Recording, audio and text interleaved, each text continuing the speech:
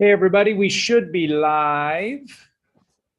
So as soon as any of you get this, if you if you can see me or hear me, then somebody in the chat just simply say, Charlie, we can see you, we can hear you, or something like that. You don't have to really sing it.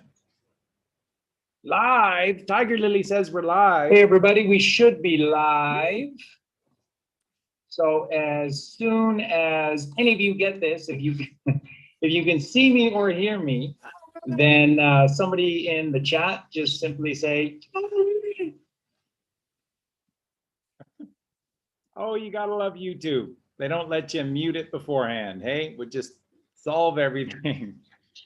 We'll solve everything. Hi, Mire, Michelle, Coach Kathy, Donna, Serene, Christy, Raj, Marianne, Veronica, William Reynolds, Chris, Spartan, Awakened, Ronnie, Melissa, Mary again, Donna, Tom Flaherty, Ben, Malcolm, Lisa cried freedom. You should subscribe to Lisa's YouTube channel.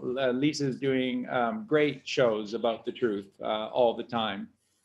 Maybe I can put that in the show notes, or better yet, Lisa can just put a link in the chat. So hi guys, love you. Angelica, thank you for being here again. Love you so much. Magdalena, love you. Love all of your messages and comments to me. Penny, we love you so much. You're so very, very special, as you all are. Not playing favorites. Andrea, hi, Andrea in Nashville. I love always our Nashville Justin, how Justin always says, y'all. I'm Canadian. So we don't say fun things like that. We're just so boring, eh? And but the Americans, they have such great accents and so many great euphemisms. And so I love that about I had a lot of friends, even just in Washington State, which is, you know, really close to the Canadian border. It's really north, and they would still talk like this.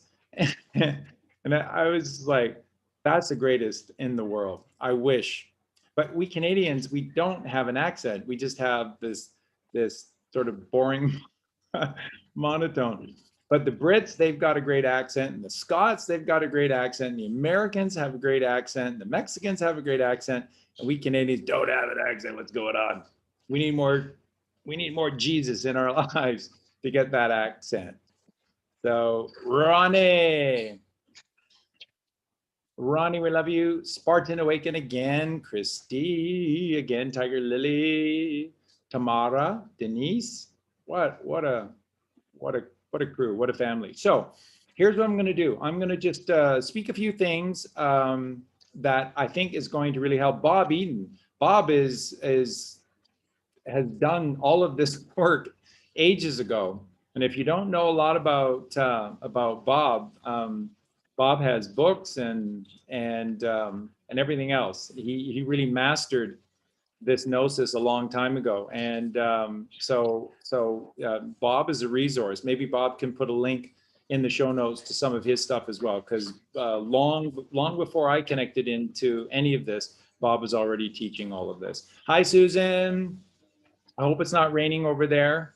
Love you. And to all of our Aussie friends in particular, because it's quite early there, 5 a.m., a special hello and morning to you. And I know you're going through hell again, but then that's the plan, to try and wake up as many people as possible. And hello to all of our beautiful friends in Wellington, which is a little better, 7 a.m., a little easier. Bob says it's 5 a.m. here in Whitsunday Islands. Wow, cool. Sharon, hi from Oz. Hi, Sharon. Say Chi, I didn't know that that you're in Nebraska.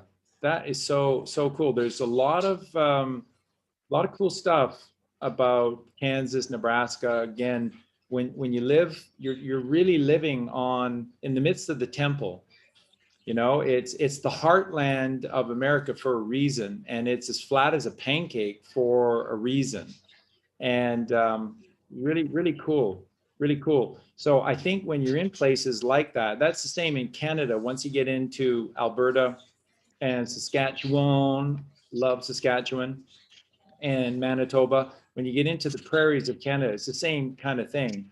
Is that you're on that level ground, and all you have to do is be of the temple, and the temple is so easily constructed. Build it, and he will come. I I can't wait for there to be a proper platform that allows you. We're just going to do so many great shows with all of the great clips and movies from people who actually did care and do them, like Field of Dreams. Again, for the few of you that have not watched Field of Dreams, please, please, please take the time to watch Field of Dreams, because in terms of the overall movie and then the message, maybe there's not a better movie ever or more important movie ever than Field of Dreams. It's that beautiful. And remember, so many of these great shows with baseball, because baseball is a tribute to God. That's why it's America's national pastime, because it takes you into the past, into simpler days when all we did was connect. You know, we foraged through the day, and then at night times we just connected in these beautiful circles around the fire to raise our spirits to God. And baseball is purely alchemical, is purely about raising to God. And then they destroyed the game, poisoned it by making it about money, right? So you got to have free agents and everybody makes $100 million and then nobody tells the truth. Just go through this entire 18 months now. And other than a couple of paid crackpot shills within the athletic professional sports community, no one in professional sports has come out on the side of the truth. That's not possible. It's not possible. They're paid off.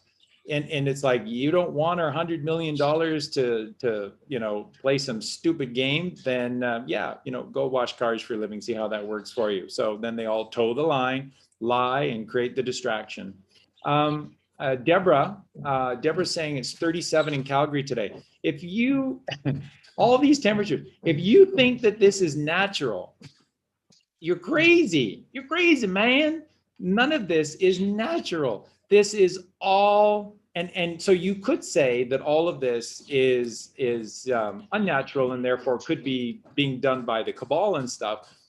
But the reality is, hi, Eva. We love you. Love you in Florida. Love you anywhere, Eva. You're so special. And but God is behind all of this, and these rising temperatures. This is what everyone's feeling. Hi, Kira. Hello, beautiful Kira from San Diego. And I'm not sure if Kira from here, who's on the road, Guadalajara, on the road to Puerto Vallarta, Yalapa. I'm not sure if they're here yet, but we love you. Rachel, love you. So yeah, all of this is happening because of God, through God. And so our blood is boiling right now. I was trying to say that on the live show the other night, the one that YouTube took down. Why?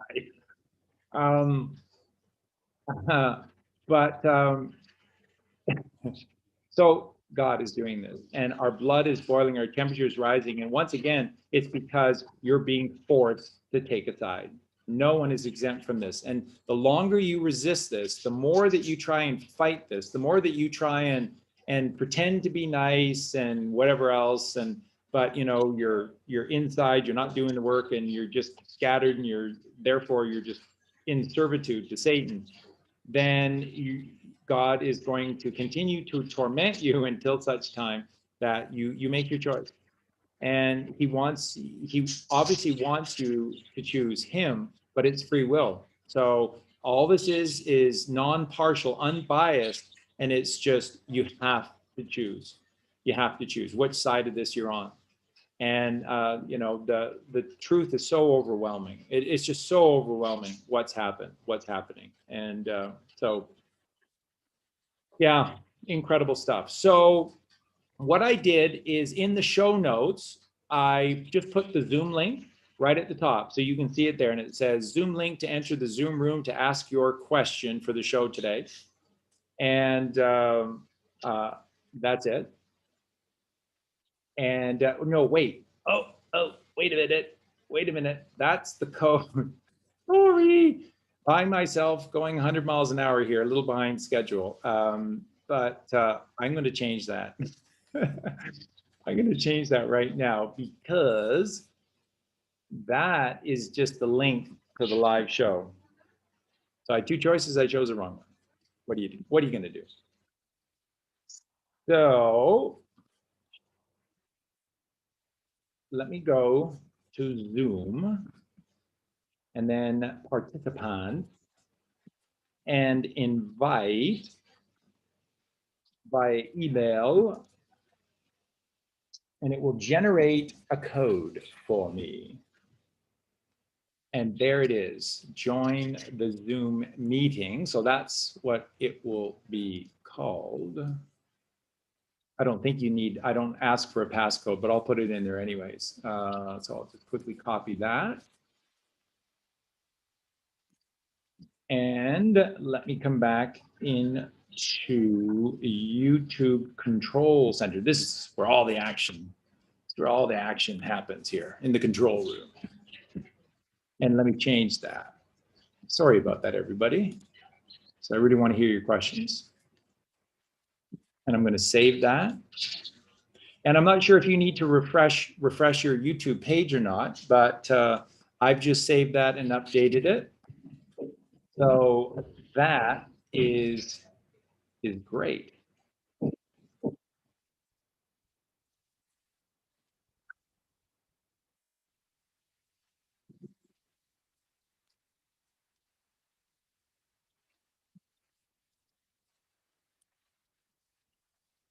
Yeah, and so that's what I had to do on YouTube right now. I just refreshed the page, and there it is. So join the Zoom meeting, and there is the Zoom code. So everyone can start shuffling. What I'll do is as you come up into the waiting room, then I'll just let people in one by one, and you can ask your question, and we'll move on that way. So I just wanted to start the show, open the show with some general notes, comments with regard to the topic today, and the wonderful,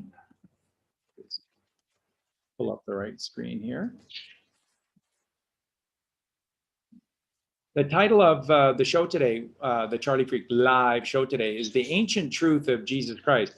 And here is the thing that is very, very important to start the show off with today, and for everyone to wrap their minds around, because I assure you that this is absolutely, and I mean absolutely, the truth. And great, so people are starting to load up in the waiting room, so that's great. It is this. You were told, we are all told, nothing but lies, because that's the only way that the few can rule the many, and it's that simple. So accept that first. Second, you were told a story that Jesus Christ, and that would be his name, that there was a person named Jesus Christ, and that person had to exist in the Holy Land predominantly 2,000 years ago, and that's it. And then when he died approximately 2,000 years ago, then his ministry, which of course, if you read the New Testament for yourself, you realize that the last thing that Jesus had was a ministry, and he would have disavowed anything to do with organized religion and some kind of ministry or practice or anything. He did, wow. But that his ministry went with, Peter to Rome, of all places, and then the Church of Jesus Christ, which is the Church of Peter, St. Peter's Basilica, is then constructed in Rome, and then suddenly these Romans become the owners, and literally that's how they view themselves, that's how they see themselves.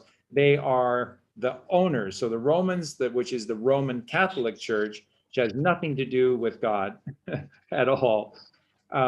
It's a boys' club, and it's a control mechanism.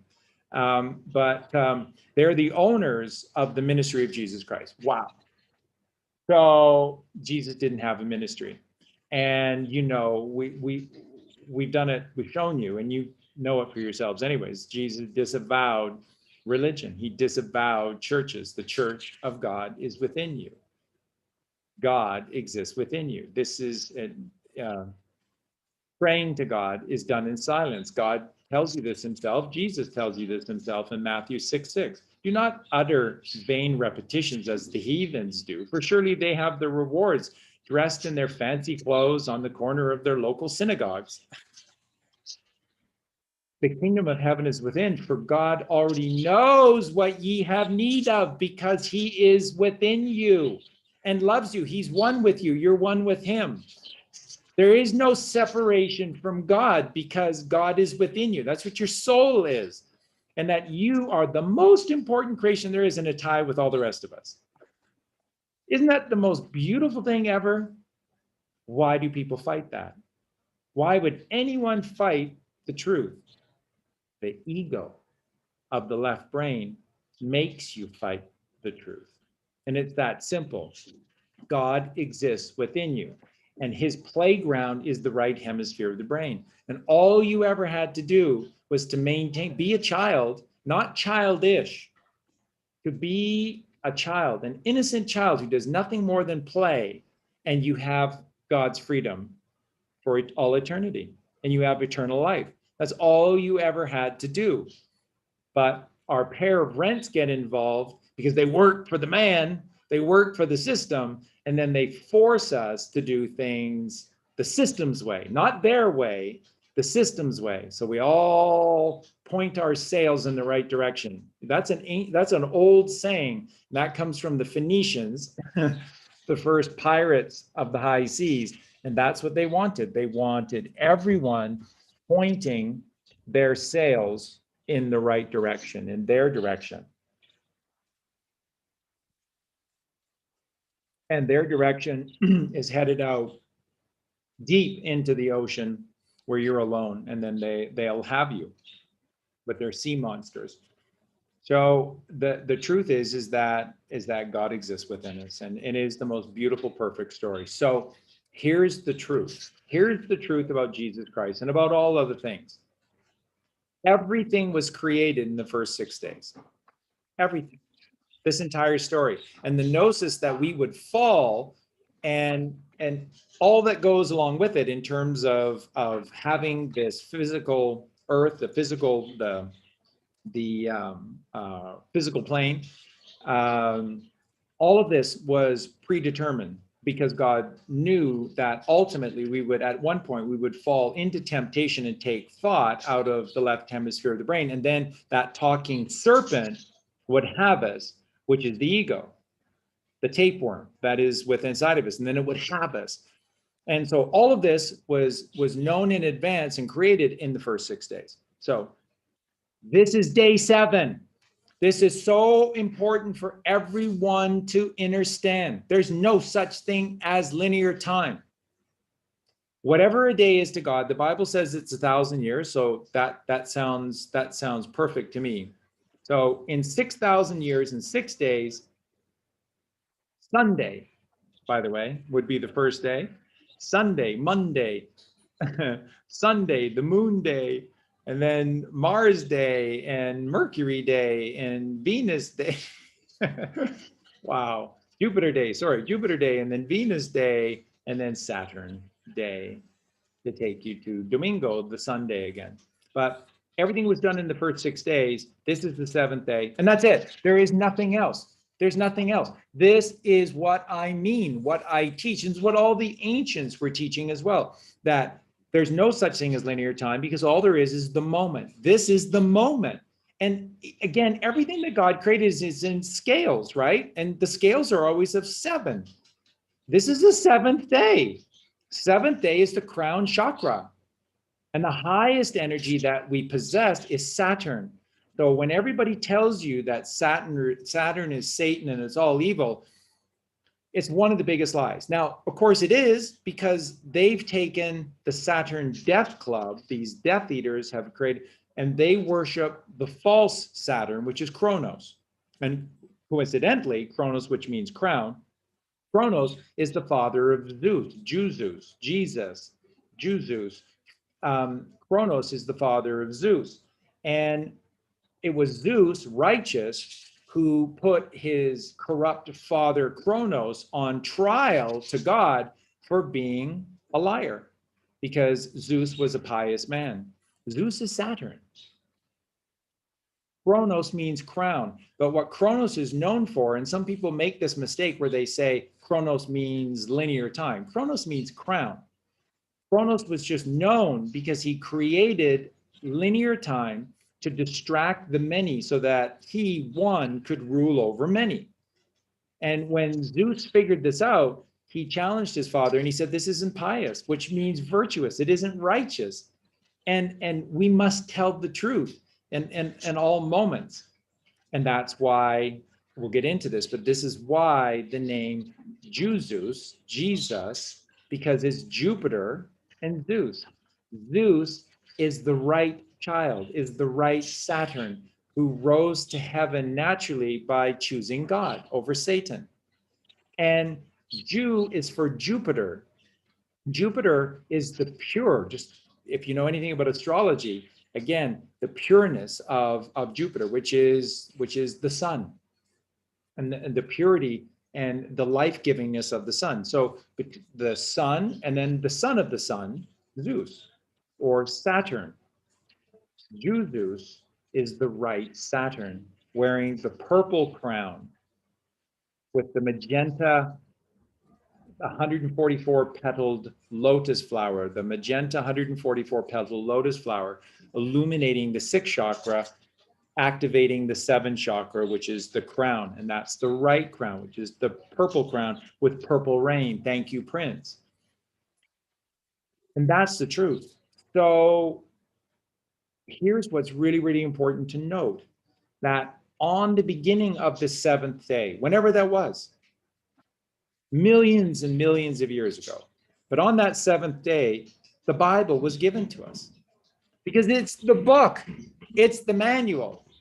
You know how, like I always share with you, that we are these galaxy class star cruisers, except that we're not given the keys, and we're not given the manual, and you know, we're not told how we're supposed to use this miraculous creation to become Captain Kirk and to boldly go where no man has gone before, which is infinite space within. And and so we do have a manual, and it is the Bible. And the Old Testament prepares you for the purity of the New Testament. And then the New Testament is all about one man or one woman, one entity, one man. We should take notice of this man, because the Old Testament is filled with this cast of characters, and they're all just many of them, just crazy, corrupt characters, or even goodly characters that are just constantly in trouble, constantly with problems. Getting out of Egypt, getting out of the left brain, leaving Ur of the Chaldees, Abraham, and crossing 2 deserts to get to the Holy Land, and then producing Isaac, happiness, serotonin, with his wife Sarai, who became Sarah. Abram and Sarai became Abraham and Sarah through the breath of God, listening to God, penitent, holy to God. And what was Ur in the Chaldees? It's there to this day. It's the temple for the moon goddess Sin. And that's the only sin that we can create, is when we give our power over to our emotions, because that's what the moon goddess Sin rules over. Your 5 physical senses, your 5 in-body chakras. When you get out of Dodge, when you cross the barrier, the Great Barrier Reef, and you get into heaven upon earth, which is the head heaving to the heap of the hearth in heaven. Remember, if you just add an H to earth, that's hearth, and you get to the hearth with your pine cones aglow, then you're in heaven. You're in heaven. I'll stop singing. But the 6th chakra, which is intuition, is here, and the 7th chakra, which is telepathy. The crown is here. And that's where you're supposed to live, above the moon goddess of sin. And that's why the moon, 13 moons a year. Oh, Charlie, we only have 12. You're such an idiot sometimes. You don't even know how many months there are. There are 13. There are 13 moons. It's just like Monday is Moon Day. Do you not get it? Do you not get it? Moon Day. They took an O away and figured you wouldn't make the connection. But again, in Latin, Monday is Lunis, which is moon. Just so you know. Monday is Moon Day, and a month is a month, and there are 13 moons, and every month is 28 days. And that's why you have fortnights, because you have 14 days to build it to get her. 14 days in meditation, 14 days in the deep Buddha breathing, 14 days with the chanting of the vowels, grounding them with the M. So once again, if you do them individually, remember they have to be properly phonetically pronounced. We in Canada, in Great Britain, Canada, in the United States, we were taught a different system.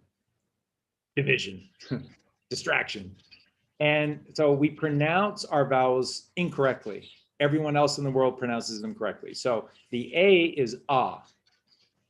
The E is A. The I is E. The O is O. And the U is oo. And because you have to utter these within a temple, you know, they're very dramatically done. And then you ground them with the Mother Mary, magnetism, the middle way, the middle plane, the heart chakra, the 4 of 7, the middle, the grounding with the M. So then individually it sounds like M, E, O. Ooh. And then when you really get good at it and you do them all at once, and it has a more profound effect when you unify them into one sound. So then that is I-O,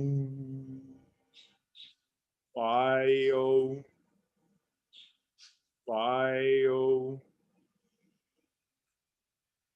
And what you're creating is a frequency, a modulation, and that modulates your frequency within you into utter perfect alignment with your spine. And so that the Ida and the Bengali, Joseph and Mary, electricity and magnetism, milk and honey are in perfect unison and balance within you. So the greatest doctor that you could ever possibly have, the greatest medicine that you could ever give to yourself or to somebody else are frequencies. Because as Nikola Tesla had it all right. Tesla said we are energy, therefore frequencies, vibrations, or pulses. So everything is about your frequency. What are you tuned into? AM 610 AM talk radio, or are you at 107.1 on the FM dial? Way up there to the right, up and to the right at 107.1 FM. And that is a choice. And that comes through your breathing. And that comes through this chanting. And what these things do is they take you within the temples. They take you within. The 9 is here. The 9 is your soul, your God consciousness. This is the 9. This is the 11. 9/11. That's what it was all about. Strip away the twin towers, the temples, and remove God from you. And then what did I say? Teach you. I think I was the first one to point this out to everyone, is that 222 months exactly from September 11, 2001, exactly 222 months later, they announced COVID was a global pandemic. And then this was to get us off the land, get us from breathing, take us completely away from the mother and the father. 222 is the sacred feminine. And take us away from the father and mother. And that makes us orphans.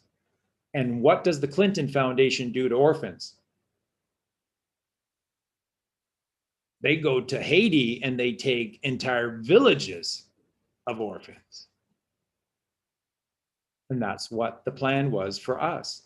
Remember, the Georgia Guidestones and the 500 million that were left over, they don't need workers. They have the technology. We have the technology to do virtually 99.9% of all the work that ever needs to be done can be done by machines or computers or robots. So there is no need for this ridiculous jobs and physical labor. It can all be done through programming, okay, of others, not ourselves. We're programmed into believing that we have to do the stupid work, sell shit. The biggest jobs in America today, which was the manufacturing nation of the world, and it's been turned into Radio Shack and managers, assistant managers, and executive sales teams and sales people. It's just pathetic. It's just pathetic. Just go along with it. Get the jab. Yeah. Yeah. Drink that beer that makes you lose your hair, grow man boobs. Yeah. Drink that beer. Yeah.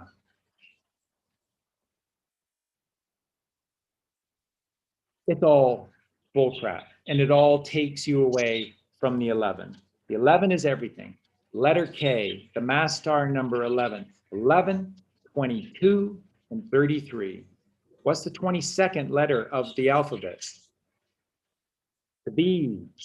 The V, which is the portal for the mother, the vagina. The vagina is the physical portal within you, and the pineal gland is the metaphysical portal within you. Mother, father, to get to heaven. Mother, father, to get to heaven.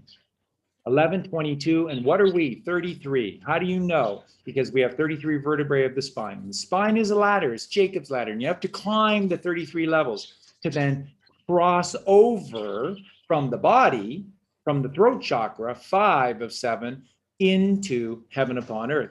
And this crossing over is the crucifixion, cross-fiction, cross the lie, cross-fiction, cross the lie into the truth. This is your truth. This is the lie. Eat your meat. Protein. Oh, that's the lie. This is the truth. This is hell. This is heaven. And you can get your body out of hell by unifying it with the truth that comes from the heaping to the hearth of the head in heaven up here. And this is the crossing over, cross the fiction, cross the fiction. Remember, in Latin, what is cross? Cruci, crucifixion, crucifixion. Crucifixion is cross the fiction. Crucifixion is cross the fiction. And this is why Jesus Christ is the way he is, which is not this lovey-dovey person that the spiritual community, spiritual-based community loves to tell you, that it's all just light and love and everything's good and everybody has their own truth. No, you don't read the Bible. Don't tell me that you're godly at all when you play this Rockefeller, Rothschild, New Age spiritualistic game, which says that you're sort of, and they all talk about Christ consciousness and Yeshua. It's Jehoshua, okay? Not Yeshua, it's Jehoshua. And so that somehow connects them to God, and they're looking for a free pass for not telling the truth and not doing the work. If that offends some, sorry, but it's the truth. So I'm not really sorry. But it is the truth. And the truth is that Jesus was a badass truth teller. And it didn't matter who it was. One moment, he loved his apostles like crazy. And the next, he exposed them for the bumbling Keystone Cops that they were at times, because they kept thinking and interfering with them doing the work and tripping and stumbling and taking 2 steps back. And Jesus kept going because Jesus was the truth. So what is Jesus Christ? Is the truth. What is God? The truth. How do you know that? Because God created this earth, and that's all we have. That's all we know. And therefore it is. And whatever it is the truth. So the earth is the truth. And the first thing that God created after himself was the mother. So Mother Earth is the truth. And you know that because everything she shows you is the way. The middle way. She is the middle way. She's 4 of 7. She's the heart chakra. She's the letter M of the alphabet, 13th letter of the 26 letters in the alphabet. I think we've established she's the middle way. 4 of 7 of the chakras, 13 of 26 of the letters. The mother is the middle way. And the middle M is magnetism. And that's the scalar wave, which is eternal, and it rises. And if you get in tune with that frequency, if you change your dial to that frequency, then you're eternal. That's what eternal life is. And all eternal life is the RE word. So when you struggle to go, people look at this and they'll go, but Charlie, I don't see it. I don't see how we can live forever. It's called regeneration. That's all it is. When you start to look old, it's because you're poisoning yourself. What did I say to you on the show the other day? That if you have mucus in your system, you're dying. You're polluting yourself in some fashion, some form, some way. If you have mucus, you're dying. And if you're dying, then your hair starts to fall out and your face starts to slump and sink. And everything just turns old and doesn't work the same. And then you start to act old because you start to look and feel old and you see it all around you. And that's just the way it is. There's only one thing. And then we all just buy into it and then we all die. And people go, Charlie, there's no, like, I look around, everybody dies because everybody's choosing to die, but it wasn't the way. And are there people that are choosing life and are living long periods of time, virtual eternity? Yes, but they're not on Channel 7 or Channel 9. They're not on the mainstream media. You can't have them. Can't have them. But you can have, somebody who, beats up an old lady at a shopping mall and let's just ruin everybody's vibration every day. And we're just terrible and can't wait for those flying chipmunks to come after us, dinosaurs, then man and flying chipmunks. And we had our turn. And so God's creation is the truth. The mother is the truth. The mother is the way to Father. Do you want to get him? You first have to get her. And she rises and she never goes anywhere empty-handed. She takes her son with her. Mary had a little lamb whose fleece was white as snow. Jesus Christ is the little lamb who became the lion at the right-hand side of God.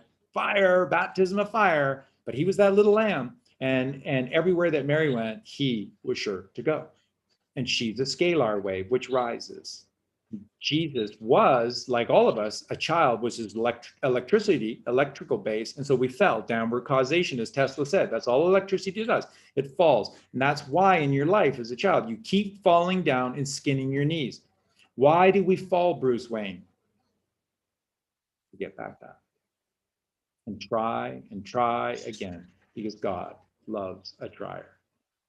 That's all you ever had to do. It's all you ever had to do was just try. And I was sharing this with the team downstairs. We have Eugene over today with Colleen and Sinead and Sarah, and it's wonderful to have part of our family. I was just talking about that, and I said, just look at a fruit tree.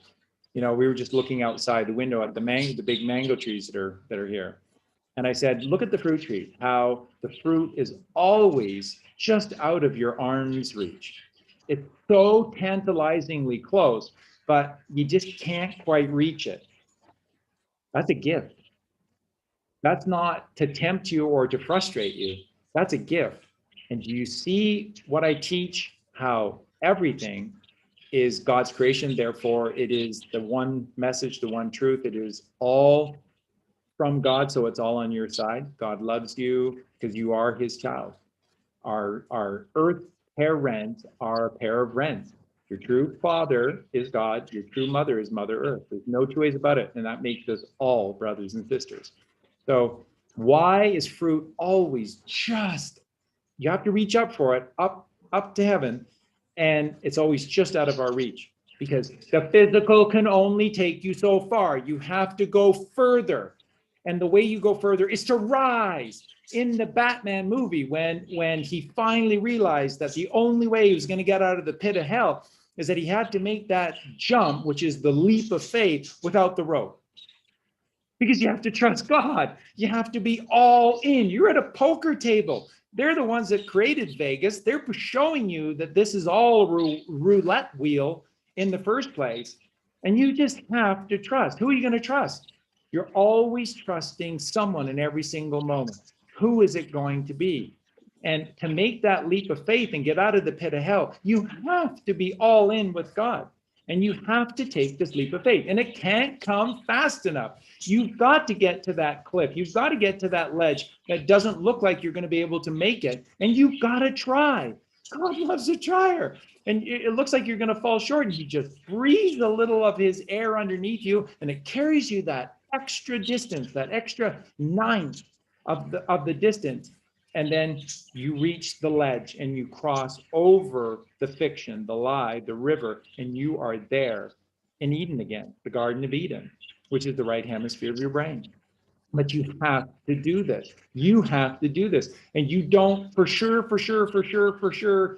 Here's a textbook from some company, and on page 99, it says that, yes, you're going to make this jump and you're going to make it. Don't worry about it. And then close the book and it's all good. You don't know.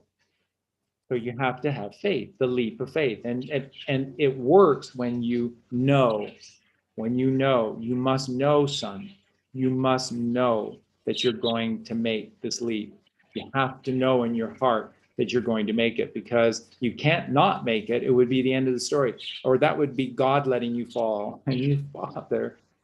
He built the earth, the material plane. He built all of this for you so that when you fall, you hit ground, which is the mother, and she's there to heal you. So he put the earth beneath us so that there's something to fall to and get back up and try it again. So we have to make this leap of faith to God, which is the right hemisphere of the brain. And that's what Jesus Christ did. So synopsis to bring this all together, to make this so clear for you, and then we're just going to do questions the rest of the show, is this. Everything was created by God in the first 6 days, maybe 6,000 years. The seventh day is today. It's never changed. All of these sunrises and sunsets are to give you the feeling that it's a perpetual motion, which is eternal, by the way. The sun is not a nuclear furnace, and it's not going to explode one day. Wow, it's a portal, and it's eternal, and it's magnetic, and it's cool. It's cool. So the sun is so cool, man. And so that's our reality. That's the truth. And so it was all created for us. And the seventh day is right now. Okay. And we're here and we exist on the seventh day. And we're here in this physical form until such time we choose to go, oh, I get it. And there's a door to the right. I never noticed that door to the right before, the moksha. But there's a door to the right. And the moksha is your pineal gland, which is the door to the right. And again, just to the right of the third ventricle, the Ark of the Covenant between the two temples, Solomon's temple, in your head, right here, just to the right, is a door to the right. And that's your pineal gland. So the moksha is your pineal gland. Everything is about the pineal gland. It's all about the pine tree and the pine cone, the evergreen, the needles always pointing up to heaven.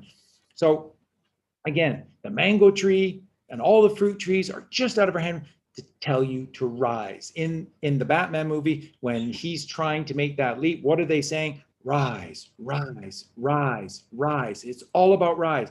And to raise yourself is to put God into rise, right? The word rise is incredible, because it's rising. R is the rising, the divine rising, RI, through the sine wave, which is the mother rising, to the ether, which is heaven, which is the top of the five earthly elements, which is heaven. So that's what rise is. And then to raise yourself, which says that you have risen, to raise yourself is adding the A, alpha, which is the Father. And that's how you turn rise to raise, is just by adding the Father. So you have to know. And that's what day 7 is all about. You're just here skinning your knees until such a point that you put You put the A into rise, and then you raise. And you raise to God. And it's the leap of faith, and you have to trust. You have to trust that what crazy Charlie Freak is telling you is absolutely the truth. That God is real, and he is within you, and he is eternal, and you are eternal. And all he wants for you is to come home, that you are the prodigal son or daughter. That's why the Bible has all of these stories and these allegories within the Old Testament for you, to show you. And by the way, they're all put in there as allegories so that you can use them and you don't have to talk about others. Because when you're talking about others, you're gossiping. And that's petty and that's childish. So it's one of the beautiful, beautiful gifts of the Bible are these stories, are these metaphors. Jesus never spoke but in parables. Are these parables? Are these allegories? So that you use them and you don't offend somebody else by gossiping about them. Did you know what Betty Sue just did? Did you see what she did yesterday? Yeah, what Betty Sue did yesterday. Do you know what Moses did? Do you know what Noah did? Do you know that Joseph went to Egypt and was cast into a pit? That's why they're all there for you. You use them as your examples. These allegories, Jonah and the whale, is you. They're all you. You use these as your allegories so that you don't pettily gossip about Alice and Phil and Ted and Joan. You don't do that. That's childish. The Bible is a gift on so many levels that makes you be better.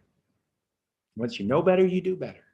And that's what this book is. So this book was written at the beginning. So the book is millions of years old. It is not 2,000 years old, millions of years old. And therefore, it came at the same time that we came. It's the book. It is. It's the book. And the Bhagavad Gita is the book. It's just their culture's version of Christianity. Remember what I said on the show the other night? The one true, and it was the first monotheistic religion is Christianity. Why? Because back then, all they had was the sky, and they looked to the sky, and there was everything in the sky, and they decoded the sky. Zoroaster decoded the night sky, and that's Christianity. Zoroastrianism, Freddie Mercury from Queen was a Zoroastrian.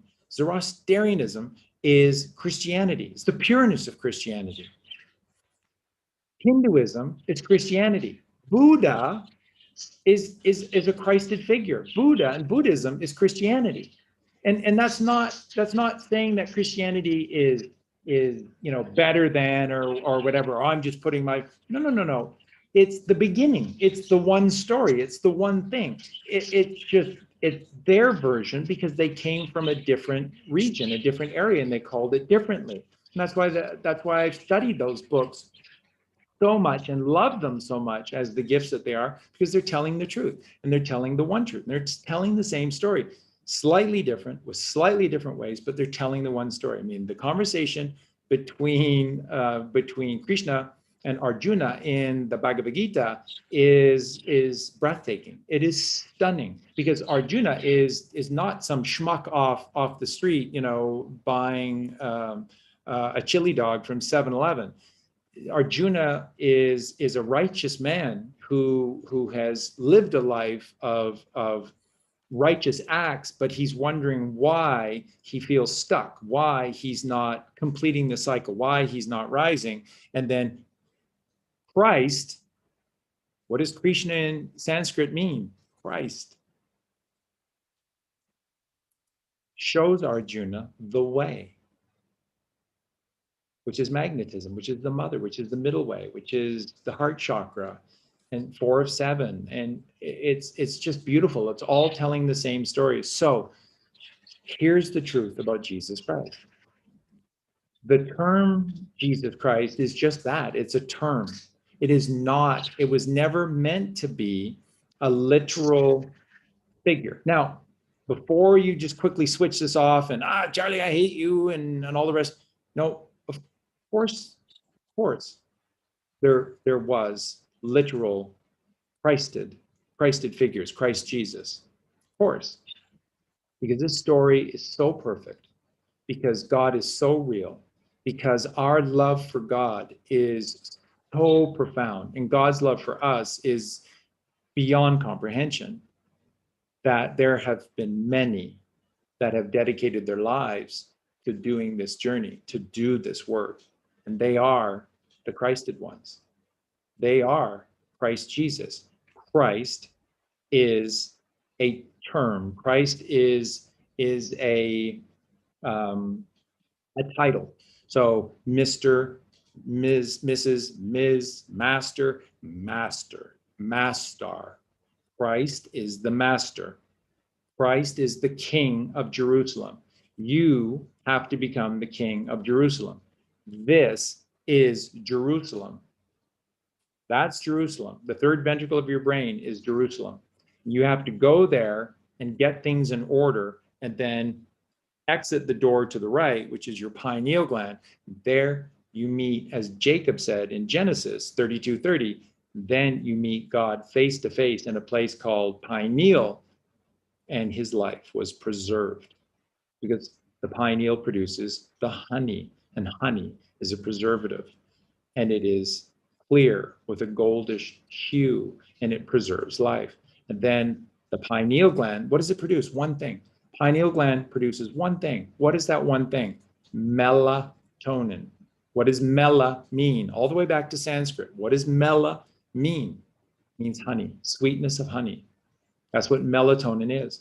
When you get your life right, when you cast thy net to the right, it starts with your food, it flows through your breathing, it is personified in your yoga, and it is defined with the key, which is your meditation. Then that's you doing the work. That's you opening the portal of the pineal gland, and that is you producing copious amounts of melatonin. Like I told you, in the late 80s through the 90s and even into the early 2000s, before it was kind of clamped off again, there was a parade of books of people talking about melatonin. And in the beginning, it stopped you from aging, and so that you could continue on in this form for forever, is essentially. And then they began to go further with it, and they basically were saying that melatonin is what is the elixir of life, and it's how you live forever. And that's where we're at, and that's the truth. And that these three sacred secretions, above all the others, there's so many, but the three sacred secretions, which again are here, here, and here. So this is, the Holy Trinity right here. These are the three kings of Orientar. The three kings are melatonin, serotonin, and dopamine. Melatonin, honey, the honey from God, which is a life preserver.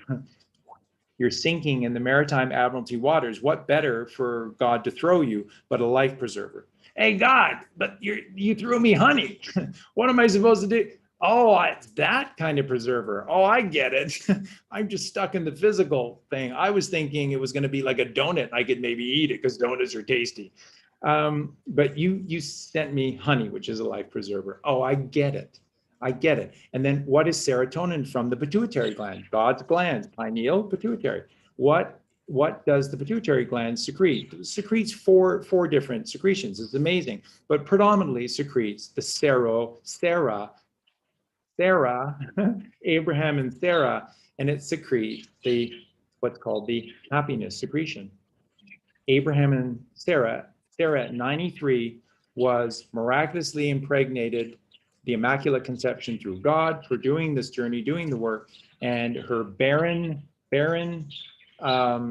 womb became a fertile paradise, and she was with child, and that child was Isaac, and Isaac in Hebrew is Itzhak, and that means happiness. And so the pituitary gland, which is the milk with the honey, produces serotonin, Sarah, and Serotonin is known as happiness, Isaac. You gotta love this stuff. You gotta love this stuff. And then it's happiness because it balances you. That's what serotonin does. It keeps you in perpetual balance. So melatonin is making you rejuvenate. What's the biggest thing that melatonin does to rejuvenate you? It replenishes your blood for you. You don't have to be Keith Richards. You don't have to go to Switzerland once every year and get all of your toxic, drugged up blood, pumped out of your body and replaced with some child blood that that you murdered because you're a satanic goat head. It's by doing the work from God, and it comes naturally, and that's what melatonin does. Melatonin is producing through Santa Claus at the North Pole this melatonin, which is new blood. That's why Santa is covered in red. That's why Santa's red, because Santa represents new blood. And then the white trim is because, one, he's at the North Pole, so then that's the purity of snow. And of course, the color white is virtuous, it's pure, it is virtue. And so it's virtuous blood from Santa Claus. You don't have to murder kids, but you see, that's what adrenochrome is more than anything else. That they don't produce melatonin, serotonin, and dopamine because they don't do the work, because they're evil, effing monsters.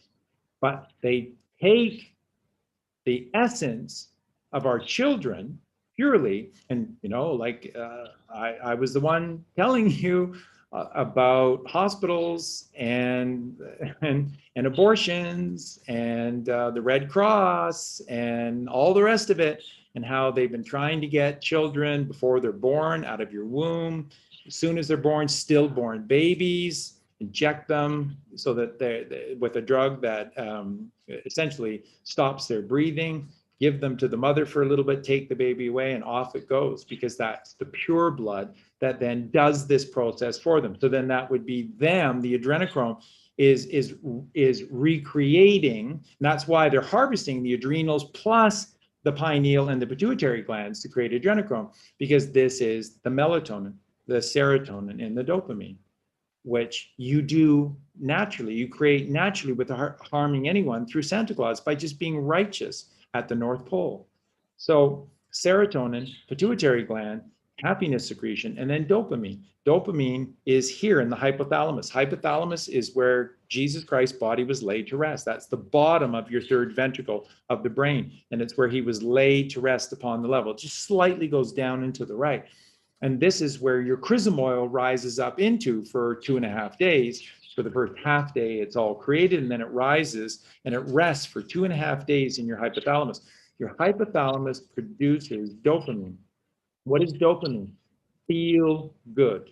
It's the feel good secretion. So melatonin produces everlasting life. Serotonin is happiness because it creates balance within you. It allows your circadian rhythms to function properly, because that's your entire autonomic system is a series of circadian rhythms for every single day, for every single occasion. It's the most miraculous thing. God is just brilliant beyond description. And then there's dopamine, and dopamine is the feel good. So what the importance of you balanced and feeling good is that there's no temptation. So, in the Bible, it talks about when you invite Jesus Christ into your heart, when you invite Jesus Christ within you, then you are spared temptation. That's why we were decoding that for you in the book of Matthew. So this is the gift of becoming Christ-like, or taking of Jesus within you, not through this, holy sacrament of the wafer and the wine. Wow, that's cannibalism. But through doing the word of Jesus Christ, putting it into action, is you enveloping Jesus within you. And then what does God say? What is the reward for all of you that take the Son of Man within you? You will be free of temptation. That's what our life is like. That's what my life is like. There are no temptations. It's ridiculous that temptation doesn't even dare present itself to me, because I would just laugh it off. It would be such a joke, because when you make this pure connection to God, And the relationship that is created between your one true Father and the incredible genius of our Creator, of our Father, is so incredible that any of these titillations just fall by the wayside. They're a joke, and you laugh them off, and so they just stop presenting themselves because they have no effect. They know they have no effect. And this is that temptation fading away. So then again, what is Jesus Christ? If he's not this person that lived in the Holy Land 2,000 years ago, although that did exist, that's Jehoshua. That's Jehoshua and Mary Magdalene. So, but then what is Jesus? Then Jesus is the truth that rises within you and shows you the way. I want you, Jesus, to show me the way every day, every night, and every day. Jesus, show me the way. And when you allow Jesus Christ to show you the way, then God exempts you from the COVID. God exempts you from temptation. You will be free of temptation. And Jesus Christ teaches us to become the shepherd of the Garden of Eden, which is within you. And you have 4 rivers flowing within you. Bob knows all about this stuff. Bob is a certified genius in all of this stuff. Bob has taught this for so many years. And the 4 rivers that are flowing within you are your saliva, salt, salvation. The Dead Sea gives life, not death. That's, you make a pilgrimage to the Dead Sea to heal, to clean. This is the baptism of the water, the cleanliness through the truth of the Christ, and you become the pillar of salt that then rises through the Jordan River, which is the spine, 33 degrees, 33 levels, 33 vertebrae, the Atlas. You cross over because you can't go through anymore into the Sea of Galilee. And the Sea of Galilee literally means circuit because it's the circuit of the skull. Golgotha and Calvary both mean skull, place of the skull or mount of the skull. So that's the Holy Land is you. All of this is about you. Enter your name here. And so we don't need to feel threatened. I'm not threatening you with anything about Jesus. Jesus Christ was real. There are many people who have done this work, and for the one that we put so much emphasis upon, which would be Jehoshua in the Holy Land 2,000 years ago, that's very, very real. I'm not taking anything away from you. I'm only adding to this truth, to this story. So when people say, I love Charlie Freak, but his stuff about Jesus just makes me question him as a, nobody loves Jesus Christ better than calling. People may love Jesus the same amount as us, but nobody loves and respects and does the work of Jesus Christ more than Colleen and I. It's just the plain fact. It's just that we tell the whole truth about Jesus Christ.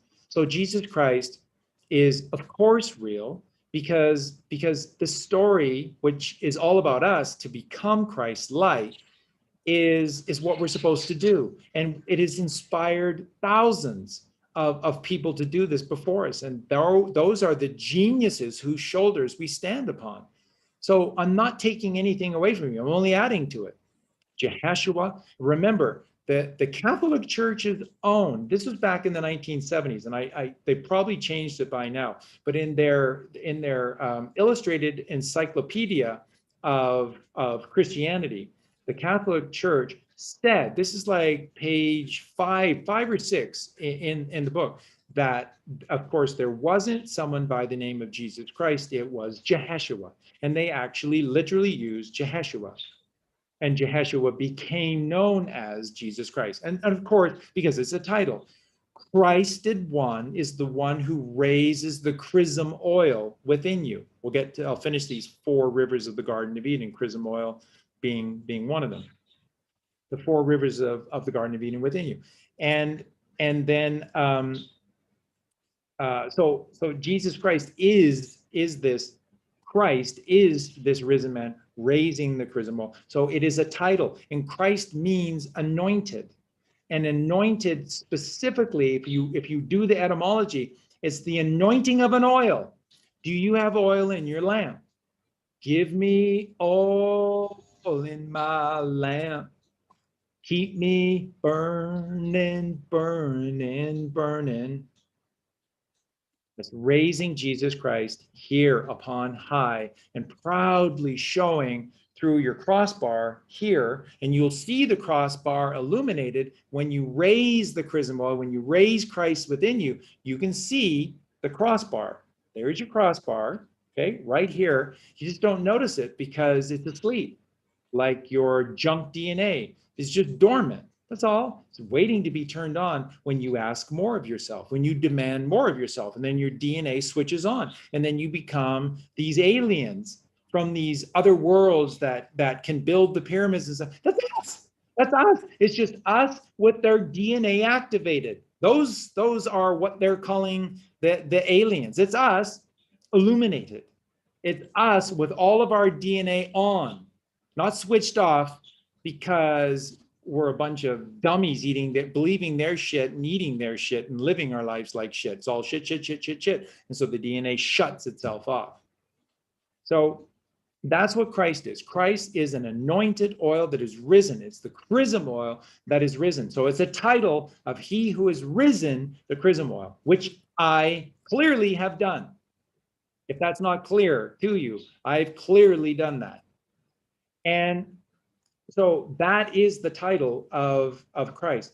Jesus is Jupiter and Zeus. And it's beautiful. It's absolutely beautiful because Jupiter is the pureness and the goodness of the sun, which gives all life. It's not the be all and end all. It is just one component. It's the first day. Sunday, Domingo. Jupiter is just this representation of the purity of the sun. That's what the planet Jupiter represents, the plane of the T.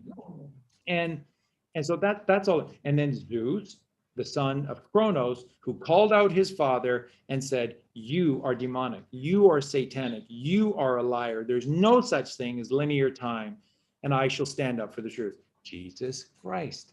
Because he is the son of the sun in perfect purity who teaches the truth. So stop all this stuff with Jesus Christ about love and light. Of course he is, but that comes naturally by being of the truth. You have to be the truth. The most important thing is the truth, because then that casts thy net to the right, and that keeps you out of the left. You can't have an ego when you tell the truth. So the smartest people in the world, the wisest people, like Nikola Tesla, people talked about this all the time. For as wise, as smart as Nikola Tesla was, you know, people asked Albert Einstein, what is it like to be the smartest man in the world? He said, I don't know, ask Nikola Tesla.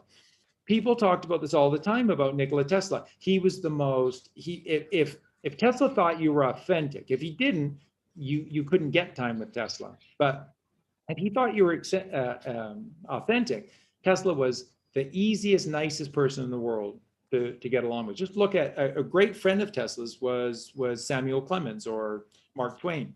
And Samuel Clemens used to visit Tesla a lot, and he just said he's just the kindest man in the world.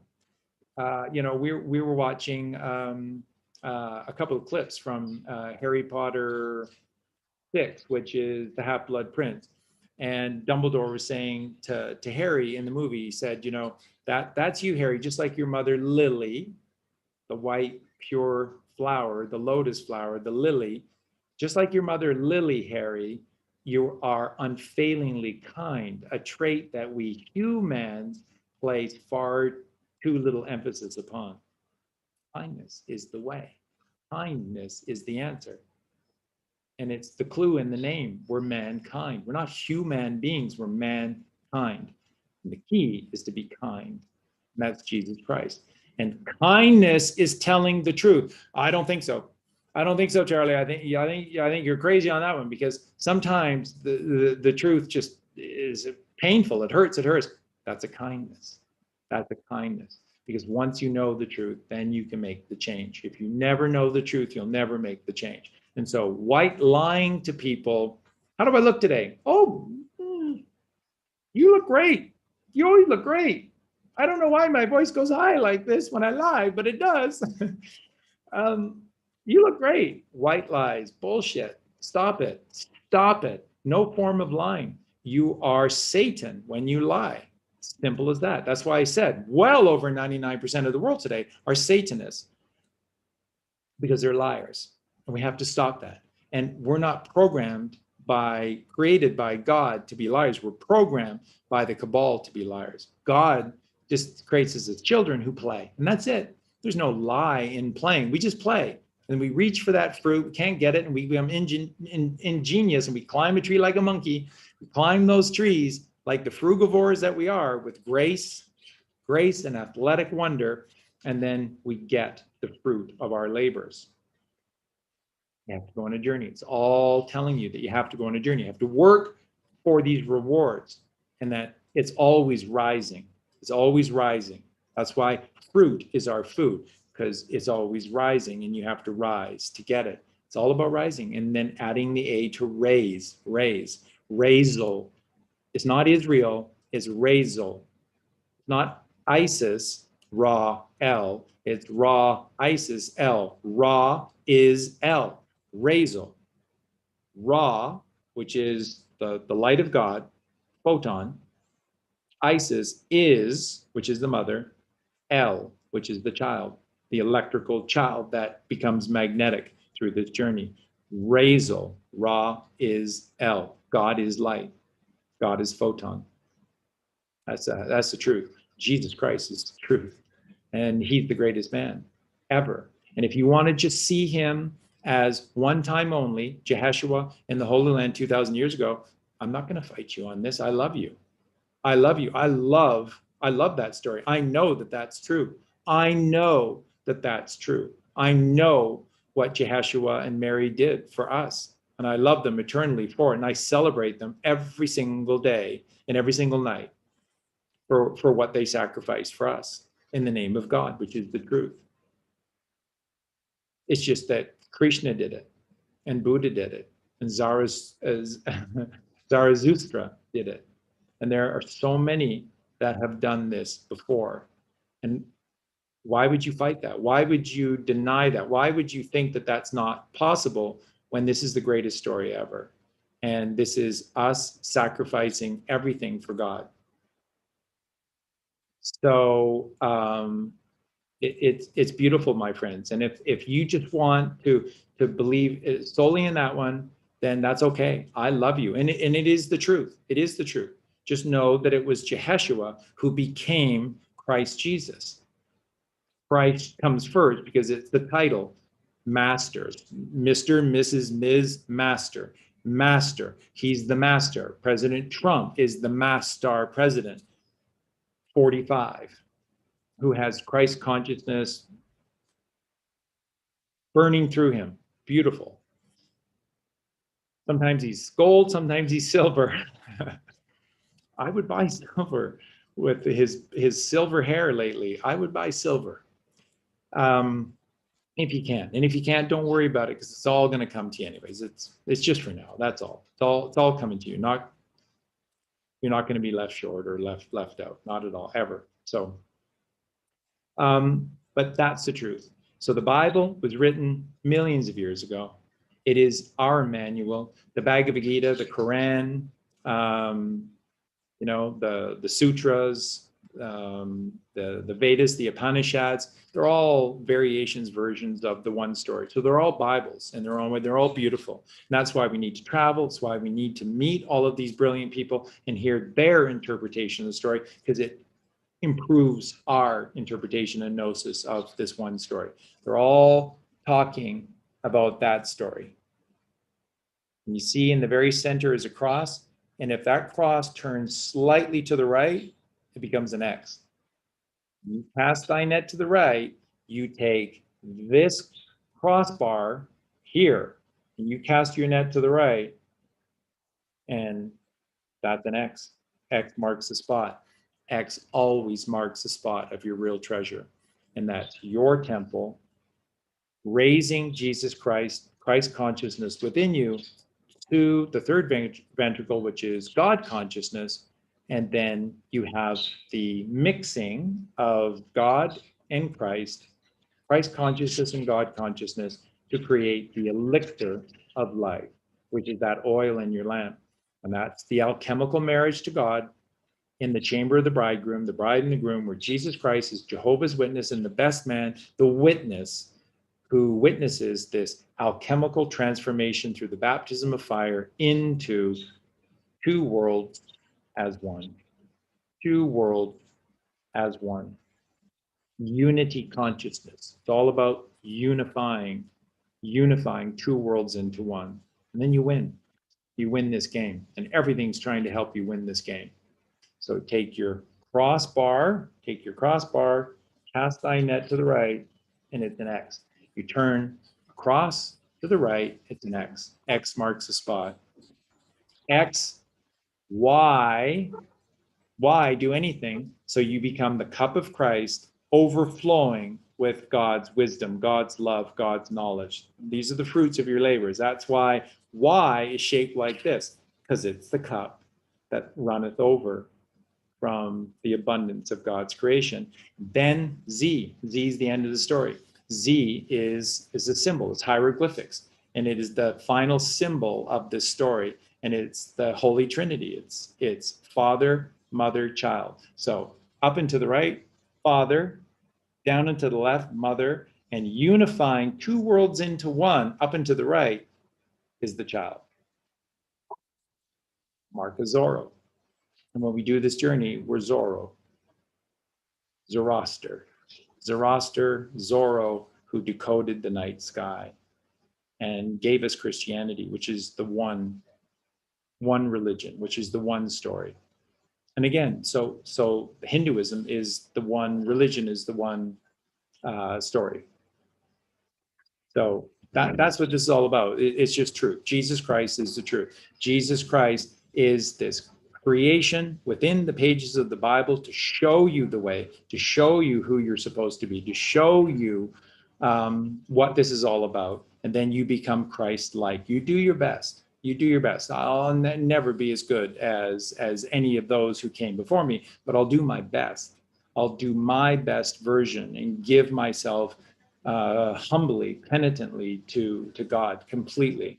And never be tempted. Never be tempted by the spoils of Satan, and only ever nourish from the manna from heaven, from God, which is a frequency. 144,000, 144,9. Cast thy net to the right, catch 153 fish, 153,9. It's all about 9. Turn that channel to 9. 107.1 FM, 171.9. And it's 711. Luckiest numbers ever, 711, because it's 9. So that's it. That's what I wanted to share. Day 7 is the eternal day. Jesus Christ is who we're supposed to become. And Jesus was real in the Holy Land with Jehoshua 2,000 years ago. So you get everything. I'm giving you everything. I'm just giving you the whole story and the whole truth. You're not losing it. Guys, enough. Kimmy, Frodo. We just have a whole bunch of people coming upstairs. But so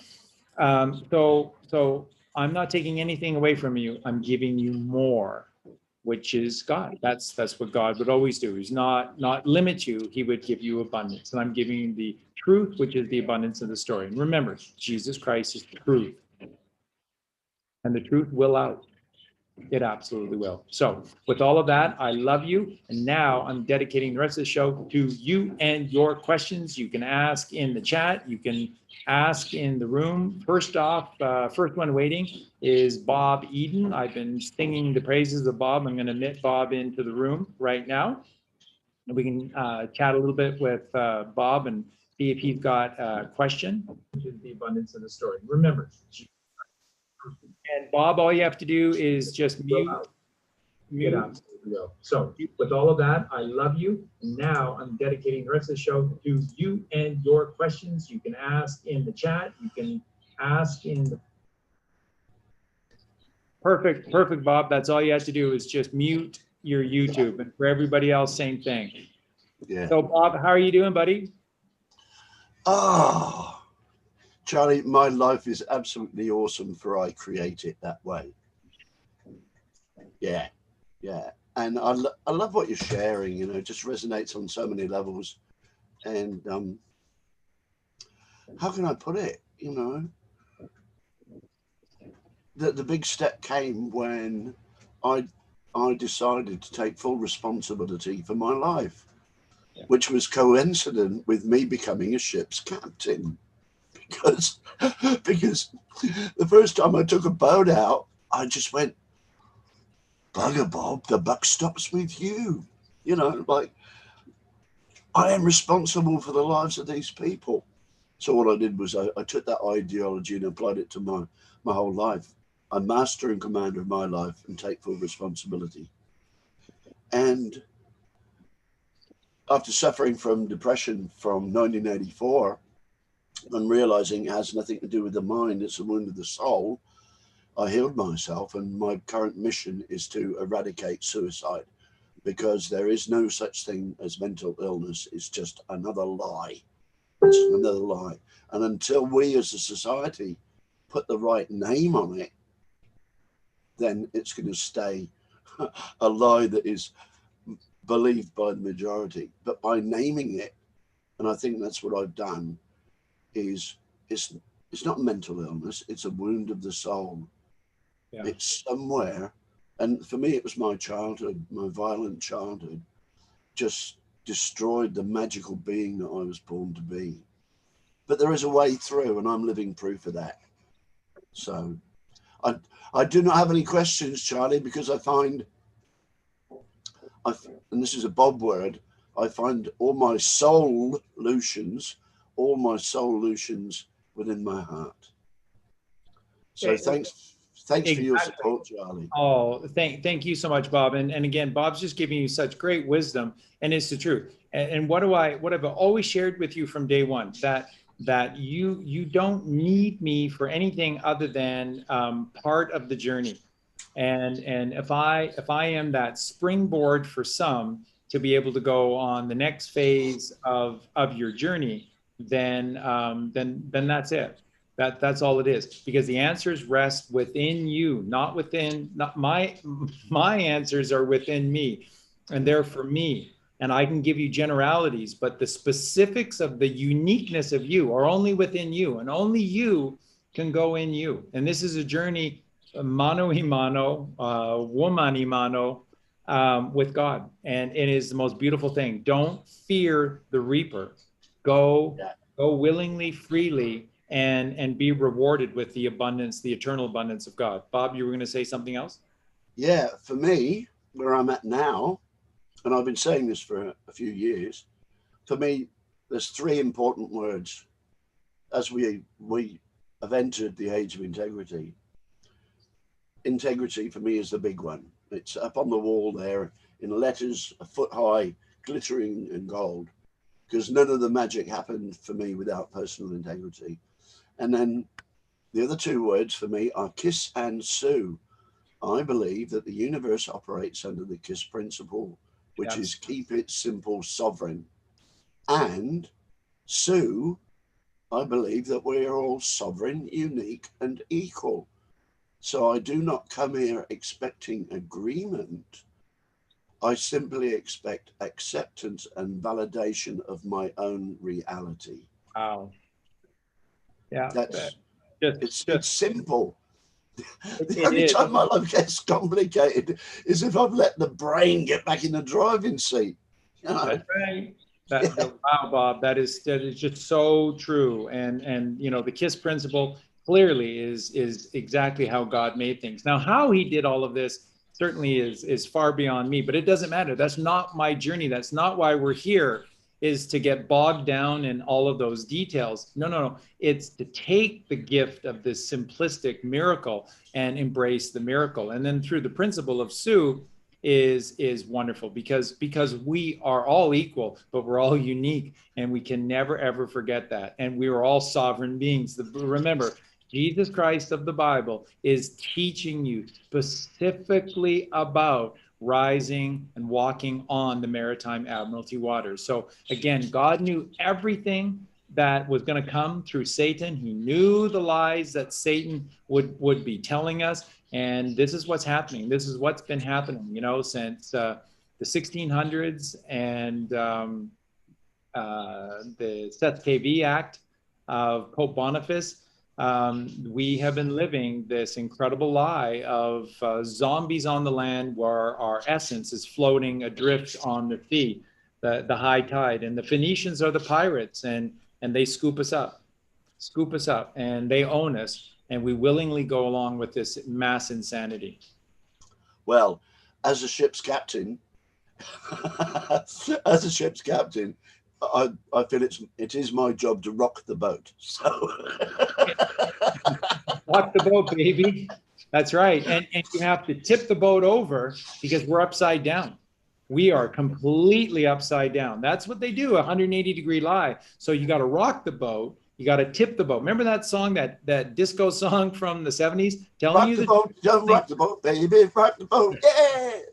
Tip the boat over. And that's what you got to do, because then you turn it right side up and everything is upside down. And we just turn the ship right side up. So the captain of the ship, this is the allegory of allegories. And remember, this is what meditation is sailing.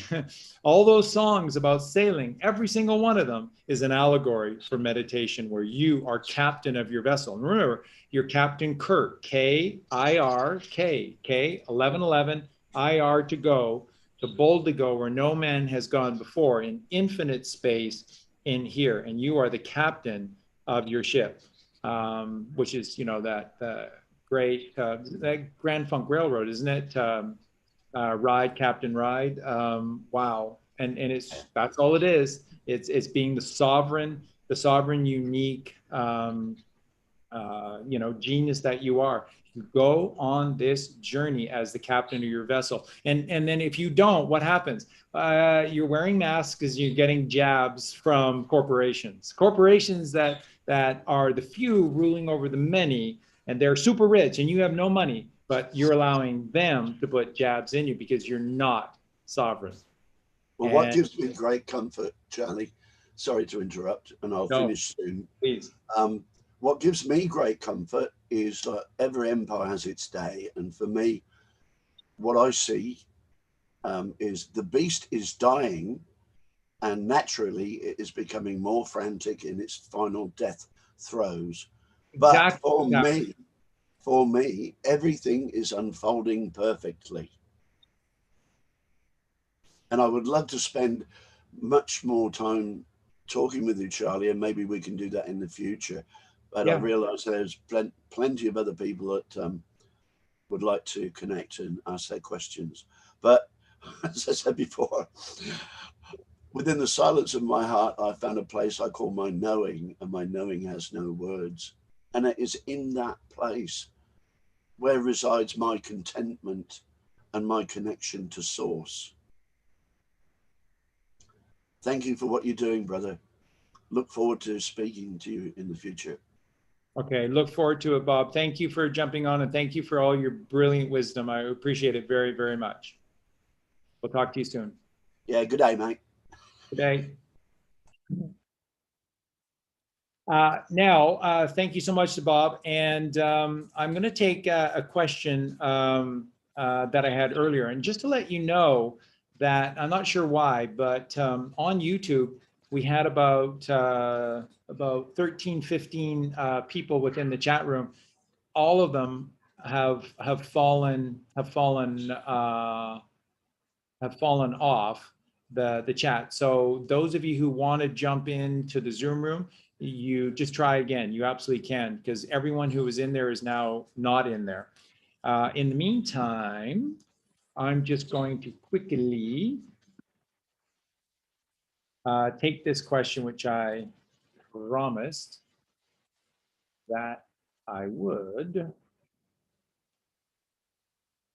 And this is from Jane Burton. Jane's working today. Jane, love you so much. And Jane said, Charlie, would you please address the cross in Christ's blood?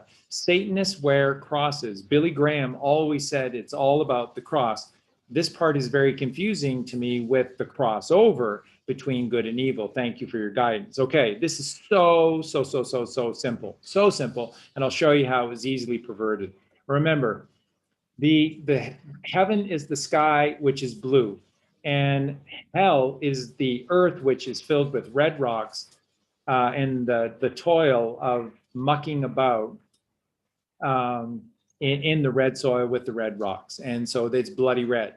And so when you put physicality and the blood red on the cross, you're keeping Jesus Christ on the cross. This is what I told you before. This is the insanity of the Catholic Church. That says you are a worthless sinner.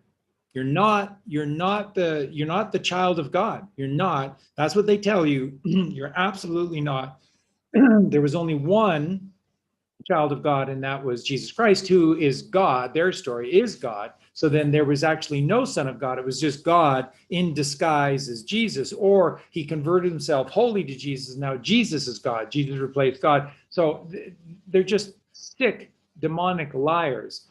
And so what they say to you is that you're a worthless sinner. Just keep on sinning, but show up to church on Sundays, give us 10% of your wealth, and let us read the Bible for you. Let us interpret the Bible for you. Give us 10% of your wealth, the tithing, supposed to be your left brain, the dying brain, the 10% brain.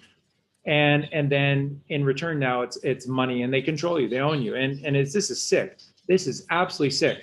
When you continue to sin, you're nailing more nails into the cross of Jesus Christ. So you're leaving Jesus Christ on the cross, and you're hammering more and more nails so he never gets off the cross. How many people saw Mel Gibson's The Passion of the Christ?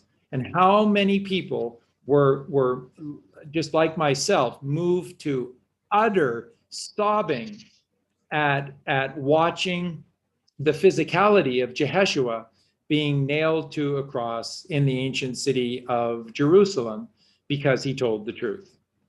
It just devastated me to the level of my foundations. And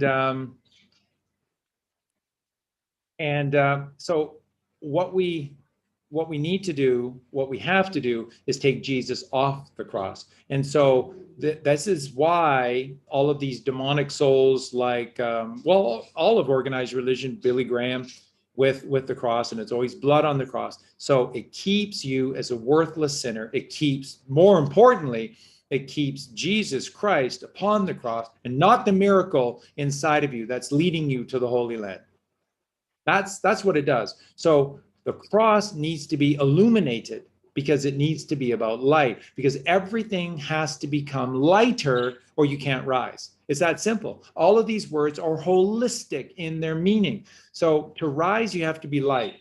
Light as opposed to dark, yes, but light as opposed to heavy. So therefore, then the frugivore thing comes and plays such a drastic role in the beginning role, because it's saying, Mother, I love you and I trust you completely. I will only take what you provide for me freely, which are the seed-bearing plants and trees, the fruits and the vegetables, and in complete abundance that nobody can own. It's just insanity that a group of hidden white guys, just a few of them, own all the bananas in Costa Rica. Give your head a shake. That's a shame on all of us for allowing any of that to happen.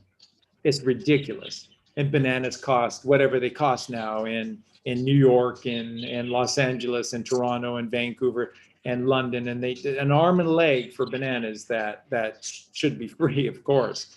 And they pay these farmers nothing to do the work or nothing for the product, and they charge you an arm and a leg. So it's absolute insanity. All of this is absolute insanity. So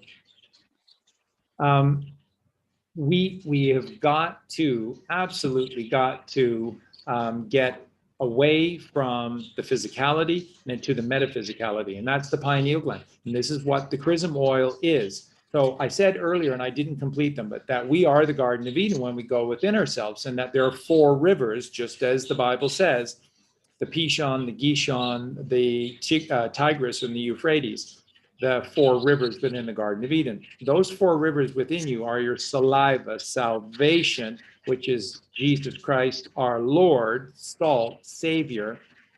And this is our blood, which of course needs to be in an alkaline state. And if our blood is in an alkaline state, it'll just regenerate itself through melatonin. And then it just lives and lives and lives forever. There's no reason for it. It's a closed system. It's a perfect system that is infiltrated by these parasites of the out there world. And that's all these Phoenicians or Canaanites are. They're just parasites. They're ticks, polyticks, whatever. They're just ticks. And they're sucking us dry of the 4 rivers of the Garden of Eden. And then it's your urine. Your urine, again, you are, the Ouroboros says, you are what you ingest into you, both physically and metaphysically. So again, what you eat is what your urine will be. And if you're eating a cesspool, your urine is a cesspool. And so if I say to people that, you know, you have to drink your urine to heal yourself, which of course it's a medicine made by you, for you, specifically for you. And it's incredible. But if you're putting shit in, then shit is coming out and it won't heal you because it can't. But that's a choice because you're just putting shit into you because somebody who owns a corporation told you to. I don't own a corporation and I'm telling you different. I'm showing you what the Bible teaches you in Genesis 1:29, which is that the food shall be the seed-bearing plants and trees, the fruits and the vegetables. That's your food. And that's your food for now, as you start on this journey and you're still weighted down in your ankles and you're looking to rise to heaven, then it's food. As you continue this journey, you become lighter and lighter and lighter. Then it's not about matter where everything matters. It's about light. And then your cells, your change. And so I was sharing this with Justin and some of the others when they were over a couple of nights ago, Eugene as well. We were talking about this, and what I was saying is that what is right now in this physical form, because we're just so rooted in hell, which is Egypt. The metaphor for hell is, you know, lost in the desert in Egypt, the left brain. In this physical state where everything matters, our cells are just filled with matter, and we're just like these solid, heavy beings, and we're chained by our uncles to the blood red earth, and then every day is just a carnal massacre in our lives, and somehow some way we have to get out of this. And again, it all starts with the food, and then, you know, your breathing, as we said, and then yoga, which is a preparation to help you to be able to meditate, and meditate's the key that activates the pineal gland, and out you go. So it all starts with this basic change, and everything that I'm teaching you, that we're sharing with you, makes you lighter.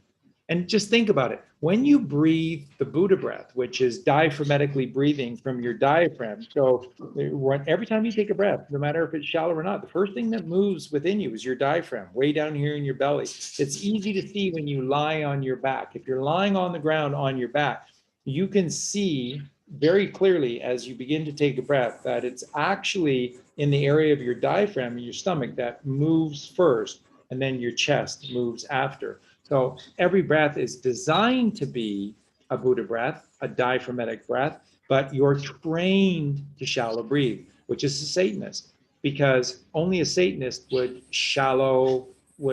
bogart God, would shallow breathe God out of the equation. God is the ether. You're breathing in the ether. You're breathing in the air.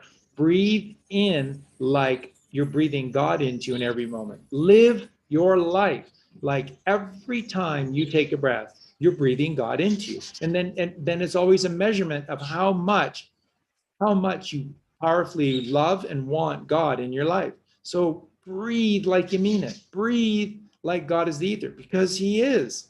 And then everything begins to change. And so you see, when you breathe, what is predominantly within you is the air, which is very light, which is very, very, very light. And when you start eating the right foods, which are light foods, like, again, fruits and vegetables, and then in particular, just getting to a raw diet, and then eventually just a raw diet of fruit and the juice of the fruit, take the pulp out of it completely. That's the heaviness of the fruit, is in the pulp. It's not bad for you. It's not bad for you at all. It's just a little heavier, and it slows your ascension process. That's all. That's all it does. It just delays the process. Can't hurt you. Can't hurt you. It's alkaline. But when it just becomes the pureness of the juice of the fruit, then you are just this machine that is producing melatonin, serotonin, dopamine, the three wise men within you. And then you're granted wisdom, and you're granted eternal life, and you're granted balance, and you're granted feel good, harmony, so bliss. So these are these three miraculous secretions. So breathe God in, because then that is fueling Jesus Christ, because that's what's allowing Jesus Christ to rise within you. I mean, it literally is that simple. Is that the food that you eat needs to be Jesus Christ, because Jesus Christ was the alkaline man.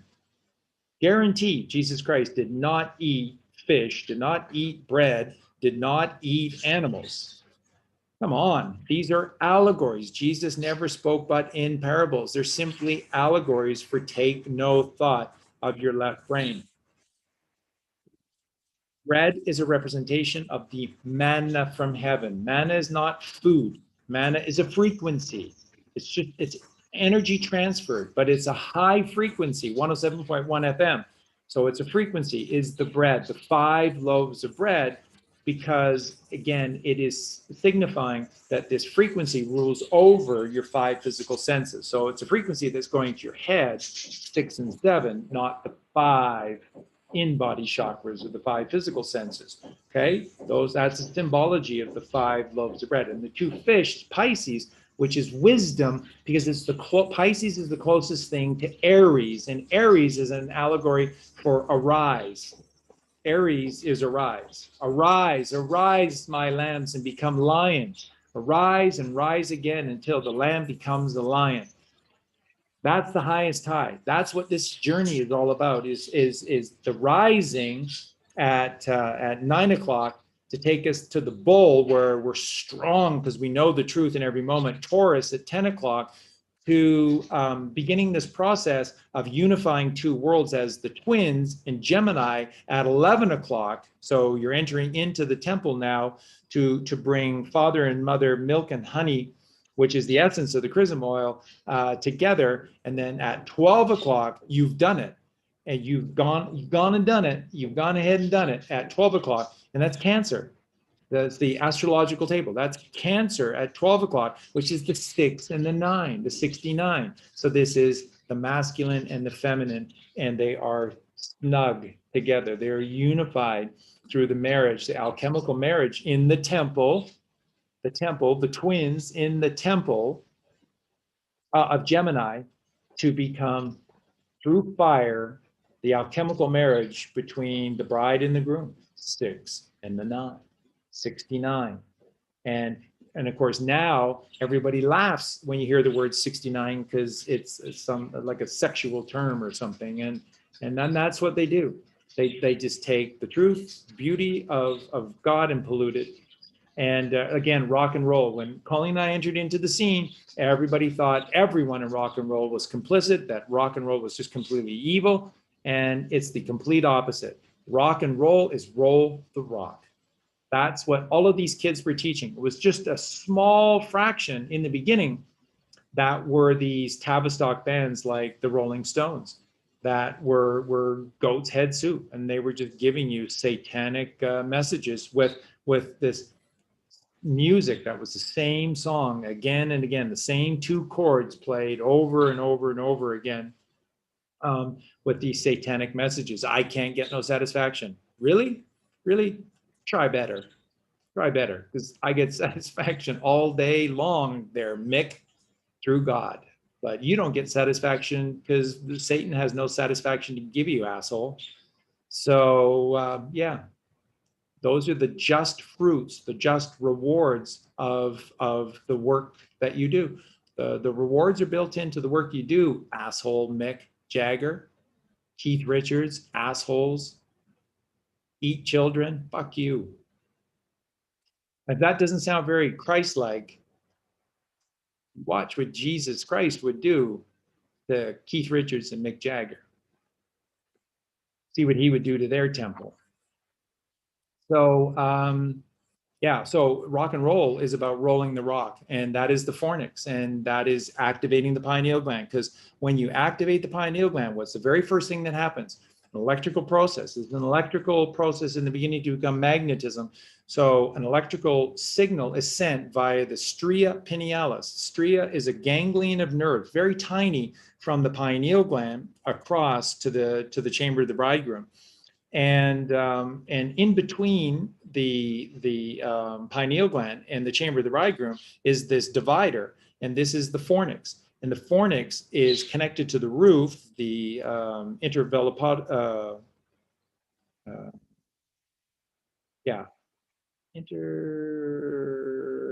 forgetting the roof of the third ventricle of the brain. Which I can't believe. But anyways, so the fornix, which is connected to the roof of the third ventricle of the brain, is connected at the top, and then it is hanging, and it's a barrier. It blocks the way. It's the rock in front of the tomb. The tomb is the third ventricle. In the third ventricle was the highest chamber, which is the chamber of the bridegroom. This is symbology of the Jesus Christ story. It's physically happening within you as well. And when you activate the pineal gland, the electrical signal is sent by the stria pinealis, and what it does is it rolls the rock. It rolls the fornix. Fornix is furnace, and you roll the rock, and that's what it does. It literally, the electrical impulse from the pineal gland forces the fornix to roll back.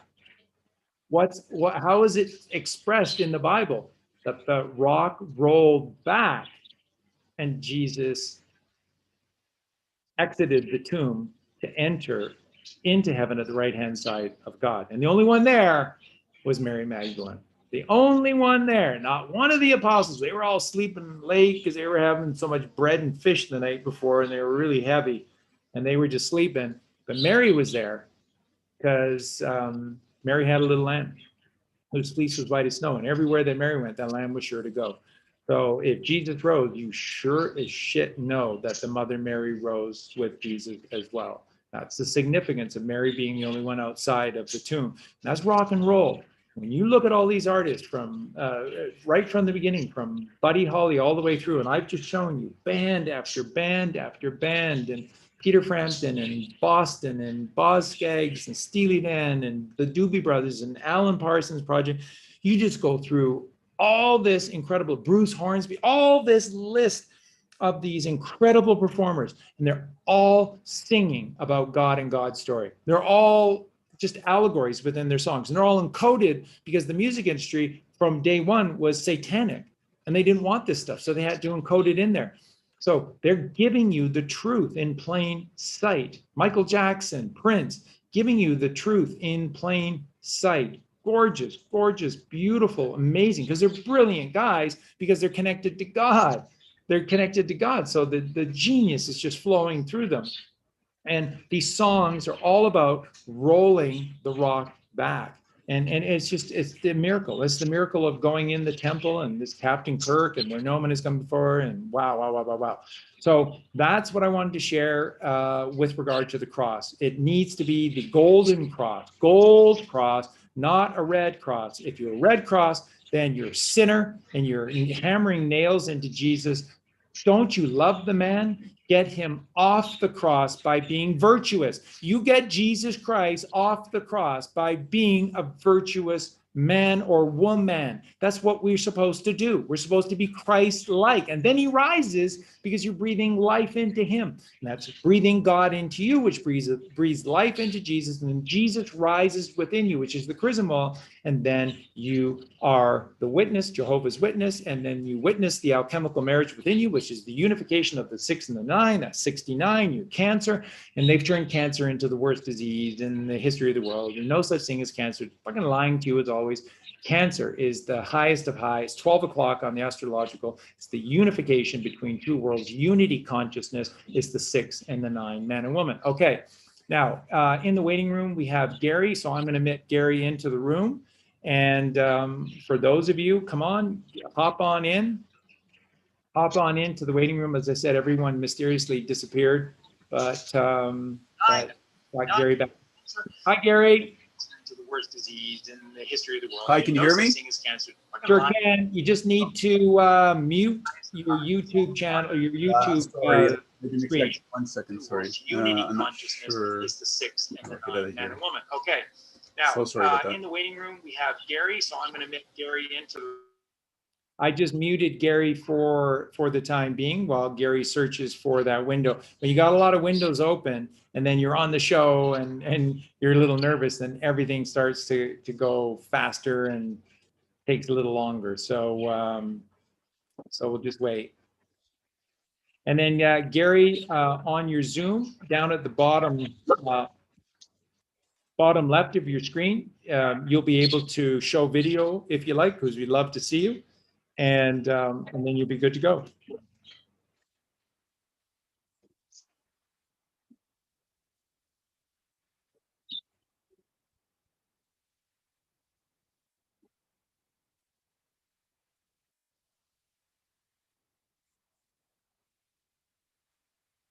And just so you know, Gary, because I muted you, you just have to unmute yourself now. You have to unmute yourself. So once again, when you move your mouse over your Zoom window down in the bottom left-hand corner, you'll see the microphone mute and the video camera stop video. And you can just take the X's off of them, the red lines off of them, by clicking on them, and that'll allow you to speak and to be seen. Okay, I think I got one thing solved. Sorry about that. That's okay. Right next to the microphone is video. And if you just click on that, that'll give you your video feed as well. And video, there it is. I think it is. And sorry, my computer is slow. 1 second, please. That's okay. Don't worry about it at all, Gary. We love you. I love you too, Charlie.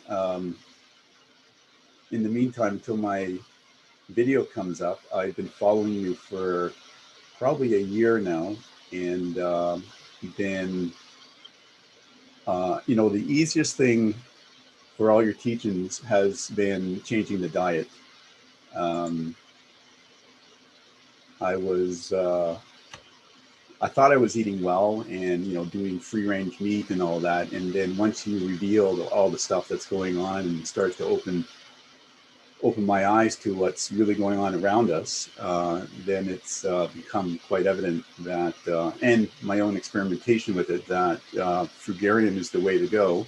I'm not 100%, but I can be, and I think that's the good thing. I think it's very easy. I can very easily see it happening, and watermelon is one of my favorites.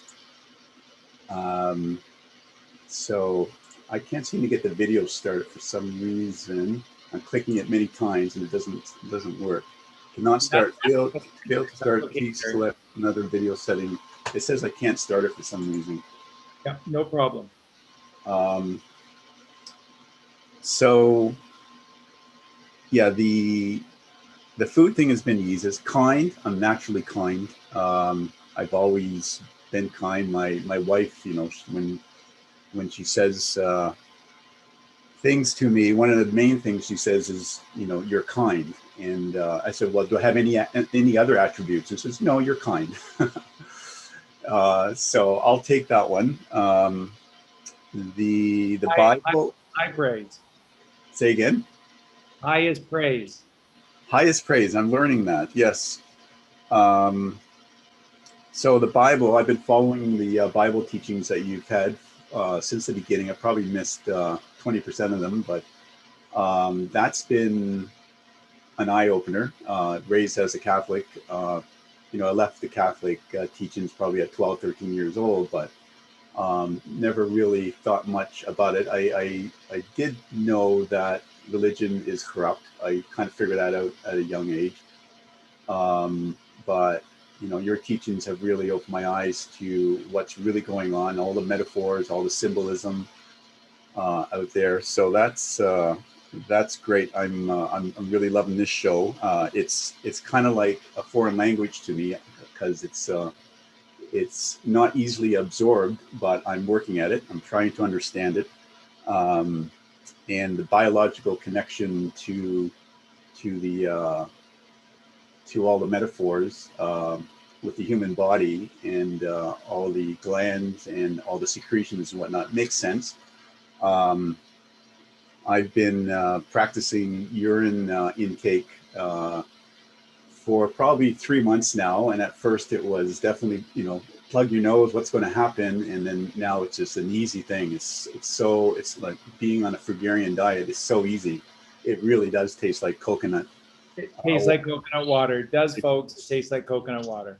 And you know, I'll try to do a half a cup to a cup in the morning when I get up, and then you know, I'm doing distilled water also, and I feel great. Like I wish you could see me. I'm a 60-year-old man, and my skin's smooth. You know, I'm not as handsome as you, Charlie, but I look great. I feel great. I don't have too many wrinkles. People are asking me, and it's, you know, when you say speak truth, it's kind of hard to say, well, I'm drinking urine and distilled water and I'm a fruitarian, but I do briefly, and then I just don't say anymore. If they inquire, then I'll go a little further, but that's, you know, that's where I'm at with that. The yoga, you know, I've been in the physical fitness for a long time, so I know it. I practice salutations. I never had the patience, and I think there's a virtue I got to work on to do the poses. But, you know, this is going to jump right into the next thing, is the sun gazing. I've been practicing that. I get up early to see clients. I'm still personal training and whatnot until I can transition to other things that I love doing. And I questioned about that, and that's probably connected to Jesus and God, is when I look at the sun, I see this these circles emanating out from the center sun, the yellow spot, and there's circles concentric all the way out, expanding. And when you mentioned once about the pineal gland in the middle of the head, I kind of envision that, and I kind of feel that happening, coming at me at the same time. And if I stay there and focus, it stays. It's really there. Like I can really feel that, and at the same time I'm kind of knowing that sun's not that far away. Like it's just over there. And so is there a connection? That would be the question. Is there a connection between Jesus Christ's teachings and the sun gazing and the pineal gland and all that stuff? That would be my question. Yeah, absolutely, and that's everything that Jesus is doing, and everything that he was teaching. His words and then his actions are entirely that. So remember, constantly we see Jesus getting frustrated in this physical form with having to deal with the out there world, and including the apostles, and they were needed to be that way, because, you know, we are the apostles, and we're sort of at times, there you go. Oh, there. Gary. And Gary, exactly. So look how amazing, 60 years old. Look 60. How amazing. So 60 years young. Yeah, shivers up the spine. Thank you. Yeah. Everything looks amazing. So that's proof is in the pudding. So everything that Jesus did. So what is important is to really being conscious when you read the Bible, in particular, so important with the New Testament, because you're needing to feel Jesus and what he's feeling and what he's doing, and he's constantly needing to leave the apostles and get away from everyone. This is how most of the chapters in books like Matthew and Luke go, where Jesus departs and then the next chapter starts and the story just continues. And where is he often gone? He's asleep upon the ship, which in itself is a metaphor for resting within the pineal gland, the master and commander of your own vessel. But often he went up to the Mount of Olives, and again, there's no better allegory than for activating the pineal gland than going. And the Bible constantly refers to Jesus going in to the Mount of Olives. So is there like a cave or something there? Because how do you go in the mount? So he goes up and he goes in to the Mount of Olives. So this is meditation. This is activating the third ventricle. And that's because Jesus Christ is the 13th cranial nerve. And this is why the number 13 is demonized in our culture, because it's the number of Jesus Christ, 12 plus 1. Everywhere that Jesus went, his disciples were sure to follow. So in our brains here, in the center is the third ventricle, which they tell us is empty. And then around are the 12 cranial nerves. In a circle around are the 12 cranial nerves. In your torso here, you have in your solar plexus, which they tell you is just another empty space there in your solar plexus. Around are your 12 sympathetic nervous systems. And of course, in the endocrine system, you have your 12 major organs through that endocrine system. And of course, in the sky, the sun goes through the 12 houses, the constellations that are surrounding him. So all of these, the journeying sun, all of these, the solar plexus and the third ventricle of the brain, they're all Jesus Christ. They're all variations of this Christ consciousness. And 12 plus 1 is 13. And again, what's the letter M for the magnetic Mother Mary? 13 of 26 letters in the alphabet, 13 and 13. So the totality of our language is that when you know Jesus, when you know Mother Earth, and you rise up to heaven, you get 26. 13 plus 13 is 26, which is the totality of creation. 2 plus 6 is 8. And how do Jesus and Mary rise up to God, which through magnetism, which is a scalar wave, and a scalar wave is the number 8. So, and 26 letters in the alphabet, because 2 plus 6 is 8. And that's what this is all about. And I mean absolutely all about. So everything that Jesus taught and said and did was teaching the proper diet, even though people will say, no, he fed 5,000 people with 5 loaves of bread and 2 fish. No, you can't feed the multitudes with 5 loaves of bread and 2 fish. So therefore, the bread and the fish have to mean something else. Again, bread, manna from heaven, which is a frequency. God was feeding them with the frequency of 432 hertz or 144,000, the mark of God. And he told the fishermen to cast their nets to the right, 153 fish, 1 plus 5 plus 3 is 9. It's all 9, it's all channel 9. And then, with 2 fish is Pisces. Pisces is right on the astrological chart. Pisces is right next to Aries.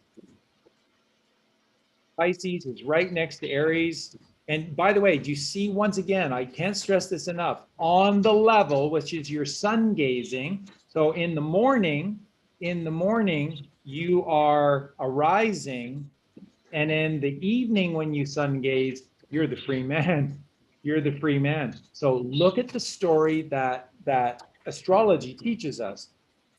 At 1 o'clock, where the story gets into action, is 1, Alpha, God, the Father. 2 is Virgo, the Virgin, the Mother. 3 is, of course, the child, which is Libra, which is free, born free. We are born free upon the level. Do you see this? Upon the level. Upon the level. 3 o'clock, 9 o'clock. And the journey of man is 6, because there's 6 in-body chakras to the third eye chakra, which is the 6th chakra. What did Tesla say? If you understand 3, 6, and 9, you understand the whole secrets of the universe. 3, the journey 6 to 9. And on the level, 3 and 9, 3 and 9. 3 plus 9 equal 12. Cancer at 12 o'clock, because that's the 6 and the 9. 2 worlds unified as one. Mother, Father as one. Joseph and Mary, milk and honey as one. It's so beautiful. So 3 o'clock, this is the level. So in the morning when you sun gaze, you are breathing in, you're taking all of the wisdom of Aries, which is Jesus Christ rising. This is raising Jesus within you when you are sun gazing in the morning.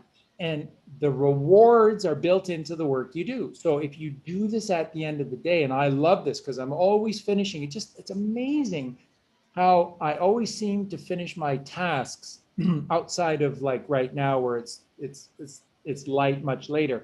But for most of the year, I finish my tasks almost always with the animals at sunset. So I'm constantly walking back up the road, which is westward, right where the sun is setting upon this mountain range. And I see the most amazing things. And so then that is the gift of a free man. And the wisdom of a free man comes flowing into me. The most amazing things, all the great stuff comes while I'm scooping poop, or when Aries is rising, or Libra upon the setting of the sun. And that's 3 and 9, folks. I mean, this is a miracle. This stuff is so brilliant and is so miraculous. And there was one other thing you were saying, and I was pulsating out, yes, and coming in at the same time. And so I've talked about this on many shows, Gary, about this, and this is exactly what it always does to me as well. So what's happening to you is what's happening to me. And so, and now it just got faster and faster, and now it unveils itself so quickly. So it's just spiraling outward in that phi cycle of the golden ratio 1.618. It's just unfolding itself, and it comes very quickly. And like you say, what it shows you is also so clearly the sun is so close. It is not far away. This is the thing. If you sun gaze, you will see and you will know that the sun is a local phenomenon, as is the moon a local phenomenon. So brilliant. So that's happening to me as well. And I agree very strongly. This is what you're seeing powerfully, especially in the morning, is this is arising, man arising, Jesus Christ arising. And this is that opening your pineal. And you envision your pineal, because that's exactly what's happening. And for me, it's always a gold color. It's always golden. And then it just unveils itself very quickly to me. And then it's just activating your pineal gland, and then the downloading begins. So if you can just learn to be amazed by the process and relax through the process, just let the massive information that will come, let it in, and then it really is the most amazing thing. Yes, definitely getting downloads, as you would call it, all the time now. And so I'm trying to record them as they come, so I don't forget them. So yeah, thank you for everything you've done. I got to ask you, in the terms of gaslighting, are we in the largest gaslighting experiment ever in the history of mankind right now? Because everywhere you go, no one else, it's almost like they're all gaslighting me. Like, well, they're all participating in this whole thing. And I'm like, like me and vegetable police, there's very few of us around that are not participating. And, you kind of wonder, should I participate, or should I just keep doing what I'm doing? And believing in nature, believing in God, I think that's the way to go. But it's hard, but I'm fine. I'm not having a hard time, but it's hard. And so I think there's a massive gaslighting experiment going on in the world right now. So thank you very much for everything that you've done and are doing, continue to do. And my understanding's happening, and I can't wait to really comprehend this biblical aspect. It's hard, but I'm doing it, and I will get there. And so I love you. Thank you very much, Charlie. Love you too, Gary. Thank you very much for being on the show. Have a wonderful night. Please come back and see us again. And thank you for getting your video to work, because it's important that we'll see the beautiful results of doing the work. Thank you, Gary. There's many people with you. We love you and we support you, and we can't wait for the day. Well, we can wait. It's going to happen, but it's going to be great once everyone realizes the truth, what's going on. Yeah. Thank you, Gary. Sure appreciate it. Okay, thank you. So, wow. See, I always tell you that this is the greatest parts of the show. And in the room now, we have Sylvana G. So I'm going to invite Sylvana in, and then Sebastian is next in the chat room. So we'll go to Sylvana. And she's joining any moment now.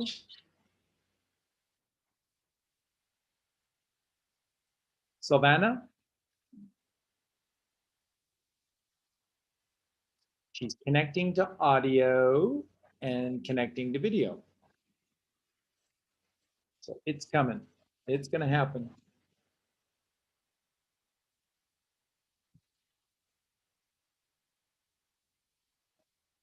And I think if you look over there, you're seeing Sylvana's magnetic electrical resonance. That's her magnetic electrical footprint. Ah, hello.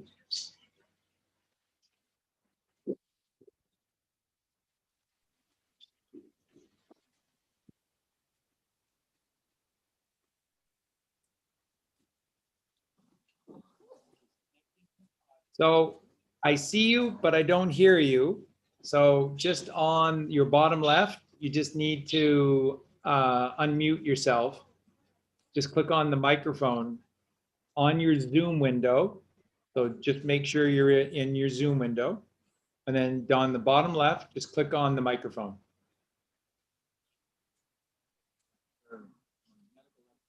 I think that's it.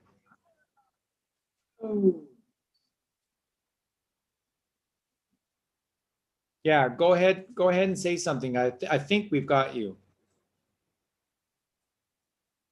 Hi. Hello. Hello. Welcome to the show.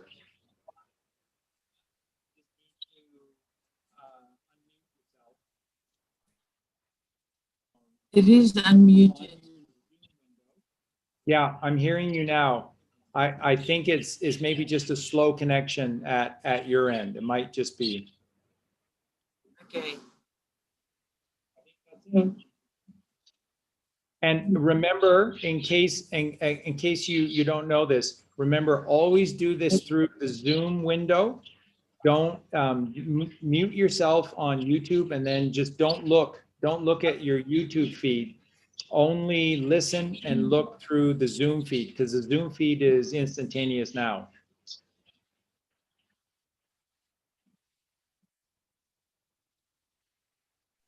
I need to sort this out. Yeah.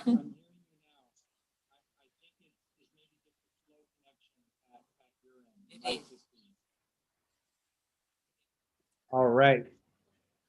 So I think we got it. If you want to go ahead and just share some thoughts, and that'd be beautiful.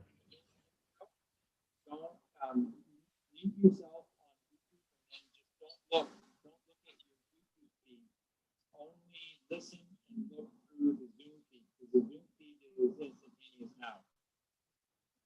Yes, I need to try and, I'm not savvy with the computers. I need to try and get rid of the YouTube. Maybe if you speak to someone else while I get this sorted. Yeah, you come back into the Zoom room, and we'll all come back to you. So that'll be beautiful. Okay. Thank you, Sylvana. I love you. Thank you. And Sebastian is next, and then we'll come back to Sylvana when she gets it sorted out. So I'll click Sebastian in.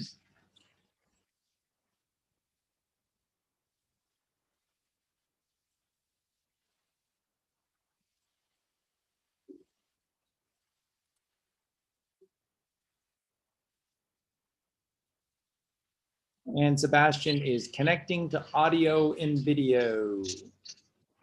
Who'd have thunk it, everyone, that in the middle of nowhere in Mexico, my internet is now supreme.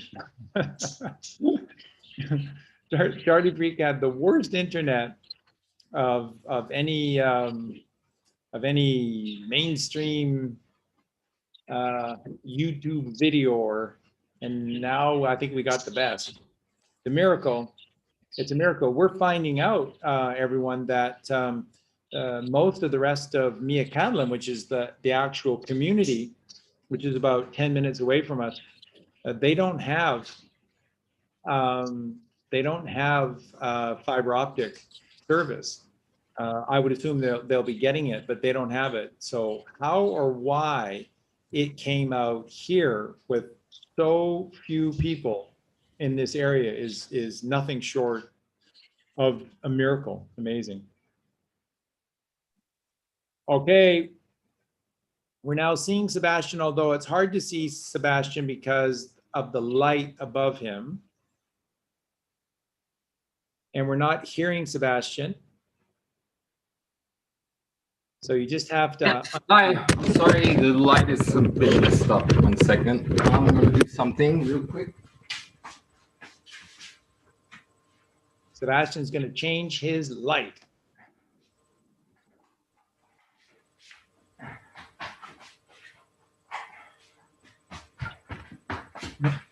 Spartan Awakened, Mexico, Maximus Interneto. Yeah, thank you for casting that beautiful white spell. Hello, Sebastian. Welcome to the show. Hi, how are you? Fantastic. How are you today? Blessed, but on the other end, it's been quite a blast. I mean, it's a lot of energy. It's hot. I live here in Albania. Wow. Temperature is just going crazy, right? Yeah, it's climbing. It's been like 40s degrees Celsius average since last week, since the solstice. So I can see the sun really above my head. I'm following all this. The sun's pretty high. The moon's pretty close at night. Yeah, you can see all these contrasts. It's pretty marked, the seasons here. Yeah. So that's been like 5 years I've been following in this direction, facing south, seeing all the constellations. Without even knowing, you start to see Scorpio, you start to see all this. So it's these frequencies have influenced a lot in my life. And now, of course, before even COVID started, I already foresaw many things. Like I tell people not to touch my daughter with her hands because of filth and God knows what they touch and all this. But on the one hand, it's difficult. My wife's not really in. She's still in this part. 1 second. Yeah, she's pregnant. She just got pregnant. I mean, I used Pisces energy and something happened and we saw some foxes in the woods, in the snow. And the energy was good, but now she's with the vaccine and with this and that. And I'm like, you know, she had a shot and now she's going for another shot and it's getting complicated. So I'm not into all this, you know. It's, yeah, it's quite a journey. It's been about teaching them. I've been following a Sebi diet. I've been cleansing myself in the past 11 years, been following Santos since he even started. So I started descending. I had my epiphany here, eating too much seafood, crap, alcohol, many things just destroyed my stomach. And since then I said, hey, well, I'm not going to continue on with this because, you know, it's just not healthy. I become pretty talented after this. I'm a yoga instructor, got certified about 6 months ago. I'm a tennis instructor all of a sudden and many other things, pretty sportive. And yeah, the only concern I'm having is like, you know, I'm following the ascension, I'm ascending, but I got a lot of left brainers I'm being surrounded with, and I really see the truth. The way you eat is what you are. You know, if I can interject for a sec, Sebastian, this is a part of my teachings that I wonder how many people really get or understand. But this rushing out to get into relationships and this rushing out to get married, and getting yourself into large groups or whatever is really a big mistake, and it hastens our downfall because you are hooking up with the carnal world, and then your life is just chaos because everybody else is choosing to stay in carnality, which is chaos.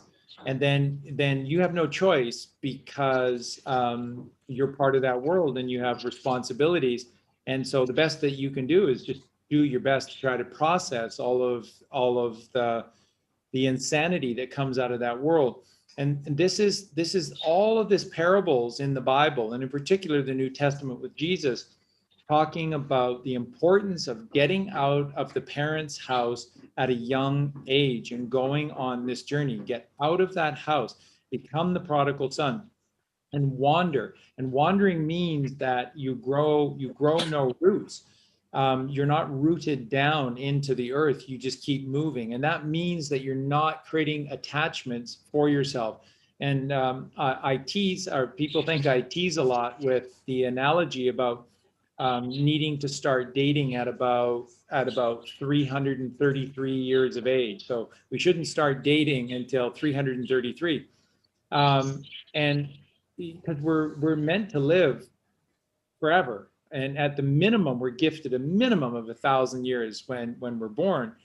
And then we just pollute it down to, 150 and then 100 and then 75, 65, 60, and it just keeps getting lower and lower and lower now.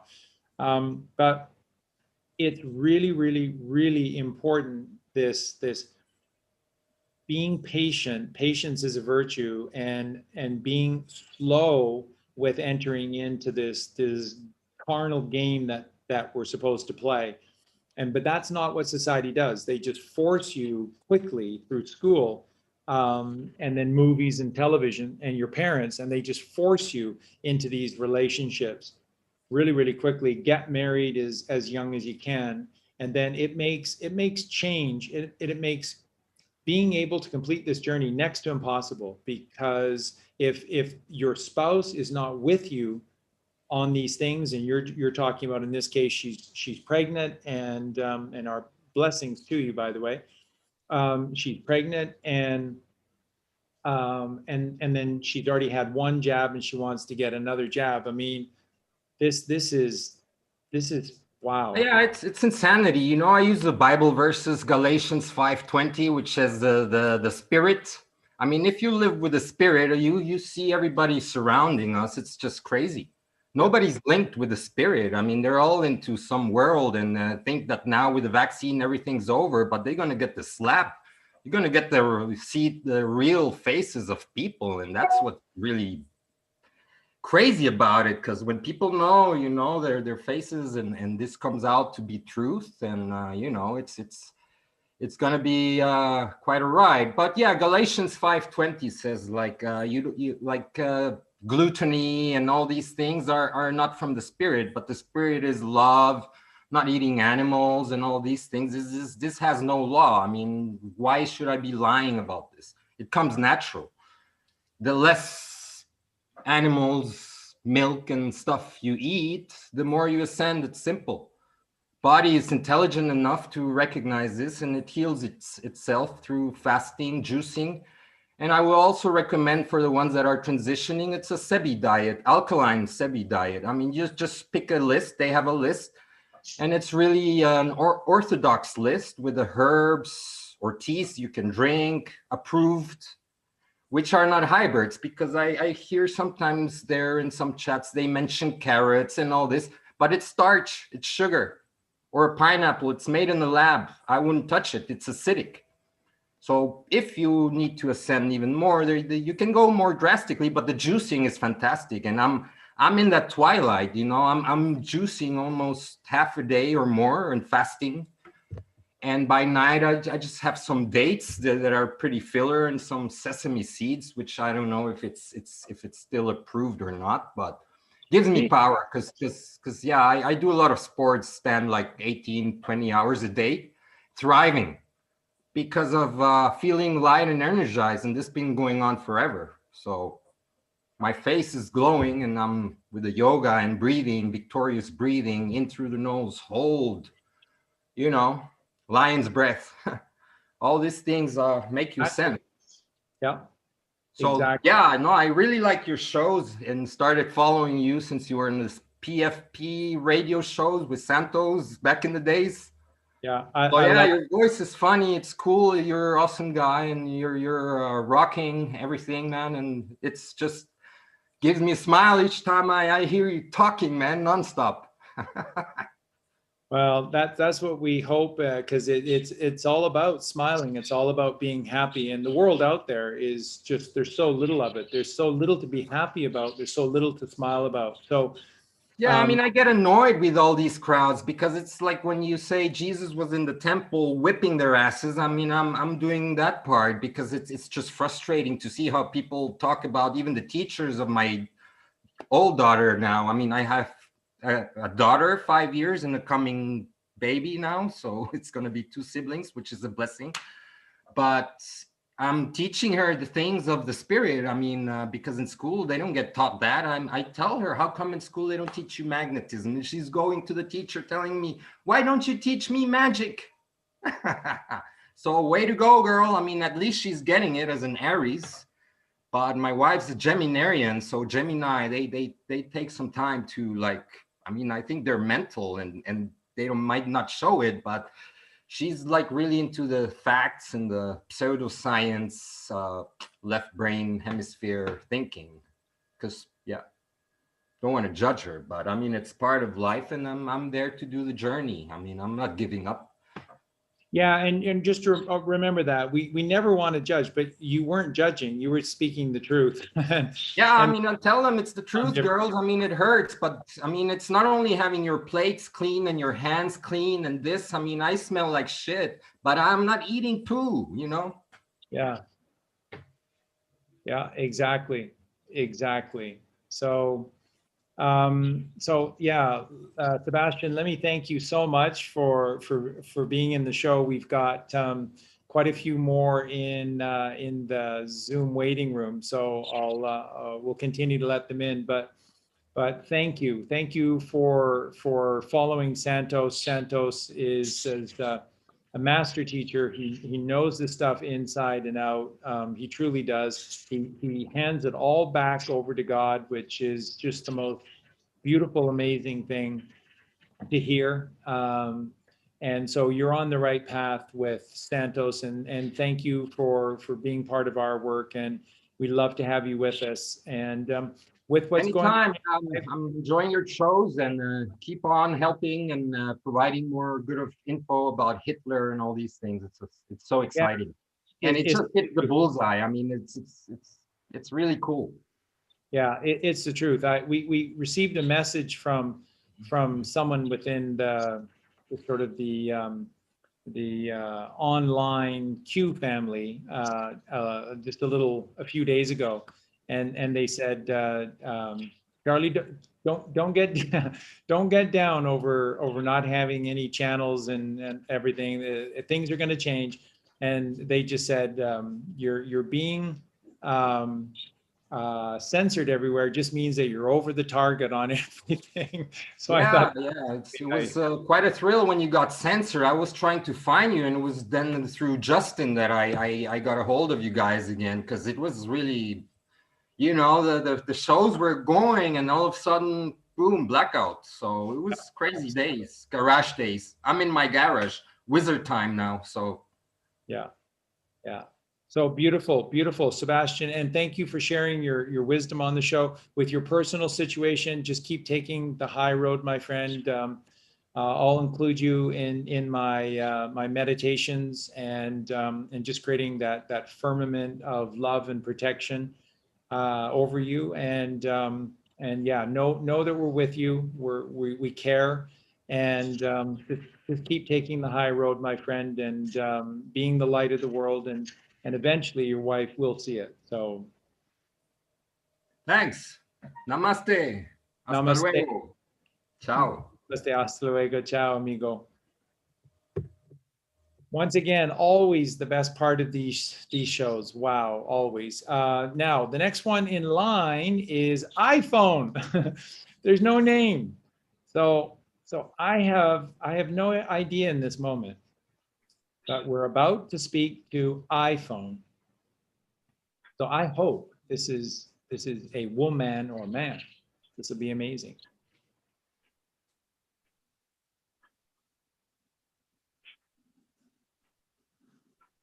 Are you with us, iPhone? We love you.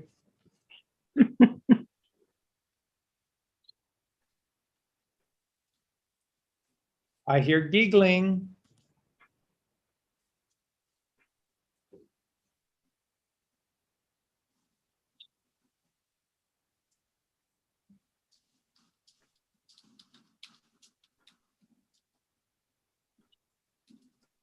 Hello. Hi. Hi. How are you doing? What are you able to get your video feed going?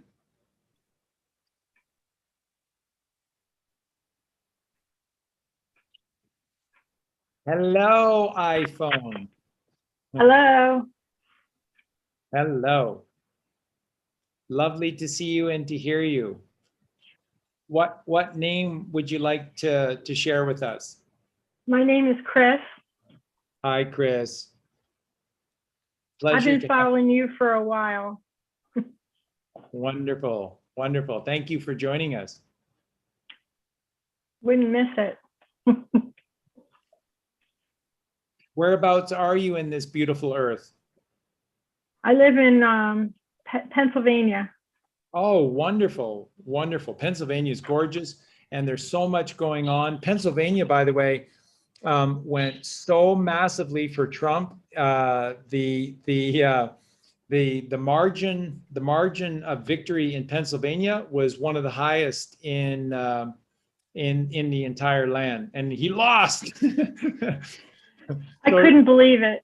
I know. So Trump won Pennsylvania by almost 81%. So almost like 81-19, but he lost.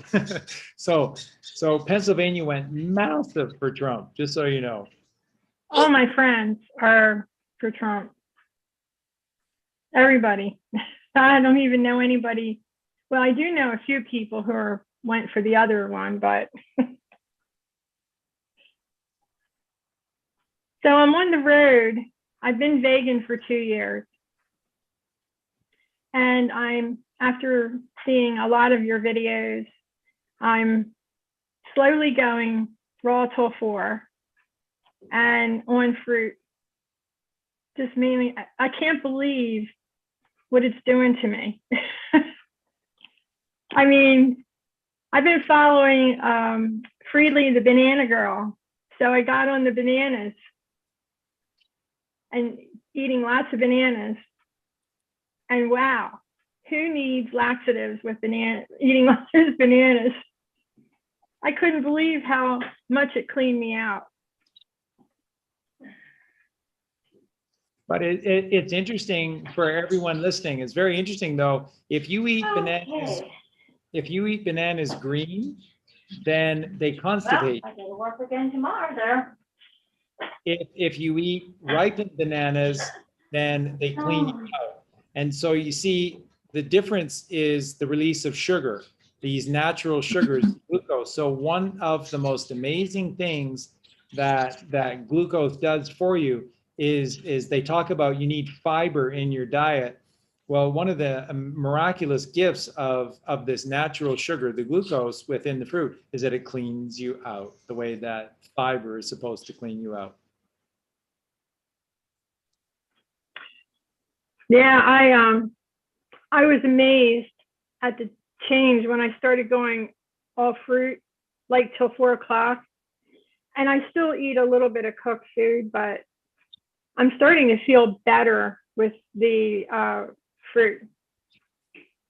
Well, a great example, Chris, for you, great example is just try for, if you can do it, try for 3 days in a row where your evening meal is not cooked, and just keep it raw, and then just keep it raw, and then if you go back to, on the 4th day, if you go back to your cooked food, watch what happens. Watch how you feel when you go back to any kind of cooked food, and just observe what you're feeling or what the symptoms are. Are you sneezing? Do you feel a headache coming on? Those kind of things, because typically just within 3 days of getting rid of the cooked food, you can really feel the effects if you go off of it and then you come back to it. Well, that might explain why I have been getting a headache the past 2 days. because I've really stepped up with the fruit and having like multiple different kinds. So yeah, it's difficult for me. Well, I should say it's really a gift because my husband is a meat eater. And he's like, I'm never going to give up eating meat. And I'm just like, yikes. I don't know. I think I'm starting to walk a different path. I'm following the calling because I know it's the right one. Like you said, I know it's gone to the right and I know I'm on the right path. And so, yeah. Yeah. Yeah. It's just so, it's so hard being in these relationships when your spouse is not on the same page with you. And I'm so eternally grateful to Colleen for being 100% committed to all of this in the most beautiful, passionate way. It's such a gift because if I had to do what yourself and Sebastian and others are having to do in their relationship with so many of our beautiful family that are in the chat room, you know, it would just make it so much harder. So I really hear you, Chris, and I applaud you for the strength that you show to be in your convictions, to be connected to God this way, is so impressive. And I love you and I thank you so much for it. Well, I feel that you have to do this with family, friends, everybody around us. That's what Jesus did. He just went out and he just never got off his path. And I had a miraculous healing 8 years ago in September. I walked away from smoking cigarettes for 18 years. Wow. I'm a nurse, so I felt bad, you know. I was like, I'm destroying my good lungs, you know, and so 3 weeks later, I just forgot to bring them with me, and I said, okay, today's the day. I never had a craving, not one time, ever. Never had a craving. And so I just, from that moment on, I just wanted to learn and grow and just read scriptures. And I'm building a library of all these different books that are syncretic, you know, syncretism, Yeah. and just following this path. And yeah, I just, as long as he doesn't interfere and doesn't like force me not to do what I want to do, I'm okay. As long as he's peaceful, he's not a violent person at all. So, you know, I feel like we just have to, somebody has to give the message out to these people. That's the way I look at it. It is. You're doing God's work. God is in the temple allowing all of this miracle to occur. So God is creating all of this for us. That is his role, and that's why he gave us free will. So it's up to us. If anything is ever going to change, it's up to us. And I want everyone to really listen clearly to what Chris is saying. What she said is, I feel strongly that I need to do this. And I know virtually all of you in the chat room feel the same way. And this is how you have to be. You have to know that what you're doing is right and it is sacred. And it is. And when you stand up for what is right, God is smiling upon you more than you could possibly ever know. In the chat room, Susan just made a comment about her partner who's eating more and more fruit and more raw. And I remember way back when Susan was first commenting about her spouse and how far away from all of this he was. So just hearing that comment, Susan, is just like a miracle. So Chris, you're doing what you're doing is so sacred and it is so important. Somebody has to do this work because everybody else just seems to be wanting to go along with the masses, go along with what everybody else is doing. And we have to stand up and show them a better way.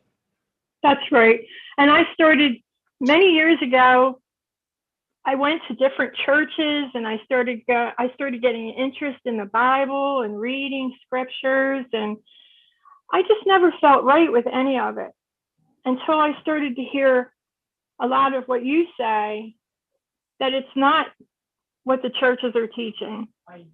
It's completely not what they're teaching. And I said, that's right. I feel that's right. It's like the Holy Spirit is in you, telling you and guiding you, but we just don't listen because we're so distracted. You're so distracted with the things and the stuff. And it's just, yeah, I'm learning. And Chris, you have no idea how right you are, because again, what Bob Eden was saying earlier in the show is so true about keep it simple, sovereign, the KISS principle. It is so simple within us. And so that's why they work so hard to distract us. And that's what your food is. That's what school is. This is what jobs are. There's no need for economy. There's no need for businesses, none of it. It's all fabricated so that you have something to do during the day to distract you instead of your family, being in nature and learning the truth. Everything has to be a distraction. So you are exactly right. That's what they do. And the Spirit of God is so alive within you, but you're constantly distracted to something else instead of the Spirit of God. Well, I'm on the verge of retiring, and I would love to have like a nature school for children to teach them the ways of living without all this stuff and all, living like how we used to live years ago, in conjunction and with nature, not against it. And I'm just starting to study with a lot with Mr. Astrology. Yep. Santos.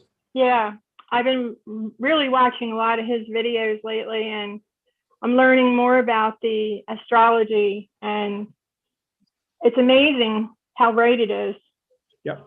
Yep. It's how did we all miss the mark? Because whether they meant to or not, our parents were in on it as well. That's the problem, is that this has become institutionalized lies because the parents are all in with society, and whether they mean to or not, they still are. And so they work hard for the cabal to keep us learning lies and keep us from the truth. So I was following a man a little bit there. His name is Dale Hoffman, and he does what's called toning.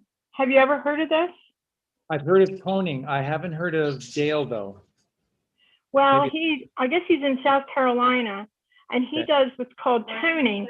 And I listened to one of his videos about Mariam, and he said in Hebrew, this means breath.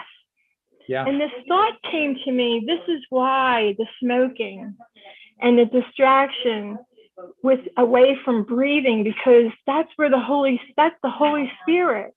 That's how the Holy Spirit, when you were talking about that earlier about breathing, and I'm thinking, I'm going to physical therapy right now, and one of the main things they're teaching me while I'm doing my exercises is breath, breathing. Because I want to go into retirement. I pulled a muscle in my arm, and that's what got me into physical therapy, because I want to lift weights and I want to become stronger. Nice. I figure I'm 65, but I feel young. Yeah, you look young. I quit smoking 7 years ago. I mean, how many years I ate meat? I'm still cleaning my body out big time from that. And that's probably going to take a couple of years at least. Exactly. But I don't know why. I just started to be drawn to this way of life. And it's more and more people like you, and I've been following the music videos. I was able to get my husband to listen to them because he loves music. So I'm thinking maybe there's something in there that might you know, in the Holy Spirit's own time will, and with me, might get to him, you know, and reach him.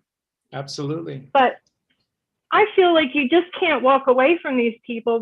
It's like leaving them in the ocean without a life preserver. Yeah. Is my way of looking at it. So I guess in a way, you know, that's how I feel. Anyway. Beautiful. Absolutely beautiful. And I'm glad. I think the music is a great way to get members of your family to cross over, because a lot of people look up to these musicians. And when you find out that huge bands and just some of the biggest rock and rollers, you know, heavier bands and stuff, where all they were doing was celebrating God. It's powerful to find this out. And you know, the whole catalog of Simon and Garfunkel are the most brilliant songs about the deepest gnosis of God. I mean, Simon and Garfunkel were creating pure alchemical magic, and they're a huge group. They're a huge band. Some of these, like I say, Bob Seger, you know, I almost hate to mention because then I forget everybody else, but Bob Seger and the Silver Bullet Band, killing vampires with the truth.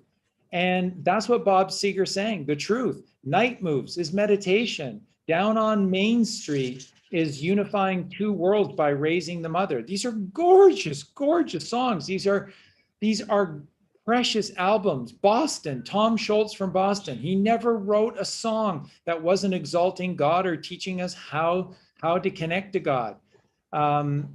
These are, you know, huge bands. Everybody thinks that Steely Dan just wrote about all these disparate characters. They weren't. In every song, Steely Dan showed you the duality of this world. And so half the lyrics of the song are designed to resonate with wherever you are. And if you're in a fallen form, you'll resonate with Owsley Stanley and Kid Charlemagne. But if you're a risen man, you'll hear that they're singing about Jesus Christ and Kid Charlemagne. So the biggest bands, the best bands in the world, even the heaviest rock and roll bands in the world, were all singing God's praises. It is just stunning. And I just can't wait to do more and more about all of this music. And I'm excited eventually, when I have time, to get the rest of my 150 most important albums in history, to get all those books released as well. They're finished, but I need time to be able to edit them and then self-publish. Yeah. Well, we love music, and I grew up in that era, and I always wondered why I always sing these songs. I know all the words. And then lately, when we listen to them, we're like, my husband and I are like, wow, did you just hear what they said? And so we replay it and we listen. And I'm like, you have to really listen to Charlie Freak. And a couple times he did listen. So I'm not pushing it too hard. I'm afraid I don't want to lose him on that, but because he does love the music and he does listen to the words. And we were listening to, what is that song by Pink Floyd, Lost for Words? I guess it is Lost for Words by Pink Floyd, where he says about he went to all his friends and tried to make amends, and they told him to screw off. I can't say the words. I'm at work right now. I'm just finishing up my job. That's okay. That's okay. So, but yeah, if you're listening to Pink Floyd, you're doing some great things. You're doing some amazing. I love Pink Floyd. Yeah, they are really, their lyrics. I mean, I was at the beach the one day and we were listening to them, and I'm like, that, you know what that means? And I tried to explain to my husband, but my husband is so grounded. He's down in the bottom chakra. He's stuck down there. He's into the sports, he's into the meat, he's into the whole thing. But for some reason, he loves me. We stay together, and I have to stand by him because I'm like his life preserver in this world. You know, and at some point I know he's either going to come or he's not going to come with me. So I just have to stick it out. You This is cross my that path. river. You cross that river when you need to cross that river. Until then, you don't think about it. Don't think about it all. Just keep doing what you're doing. You only cross those rivers when those rivers present themselves in front of you, or else you never cross them. So that's beautiful. And let me tell you what an absolute treasure this was, getting to know you, Chris, and to speak with you today. I am so glad that you had the strength and the courage to phone in from your iPhone and connect with us. I can't wait to share this with Colleen. You're a blessing, and this interview is just another one of these wonderful gifts from God, from heaven, and I thank you so much, Chris. Well, I follow Colleen on Facebook. I have her page, and until they knocked her off, I don't know what happened. I kind of dropped away from Facebook a little bit for a while. But I've been following you. I've listened to hours and hours of you and her and your other friends all talking. And I've learned so much. So I'm just going to keep on. Thank you. Thank you, Chris. Thank you. We're all connected. We are. We're again, I cannot stress this enough. I don't mean this as an allegory. This is literally true. God is our one Father. Mother Earth is our one mother. It's how it works. It's the truth. So we are truly all brothers and sisters. So that's right. So we can't leave our brothers and sisters. We have to be the example and be strong and follow them. And God, God's just giving me the strength. I don't, honestly, it's coming from, I think everybody connecting together, it just makes us stronger and stronger, and everybody will just come along. Thank you. That's true. It's truthful, and it's beautiful. Beautiful. Thank you, Chris. Well, I have to get going, but I'm so glad that we connected. Me too. Very much and so. And say hi to Colleen.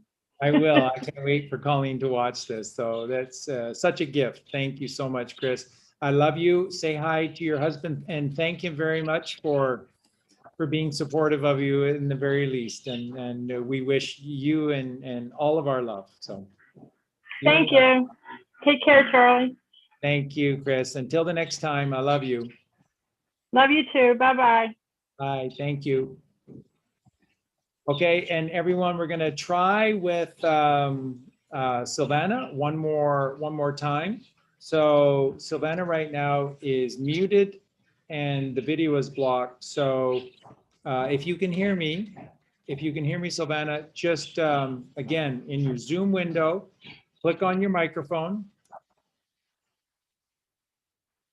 and click on your microphone and click on the video icon, and that'll give you audio and video.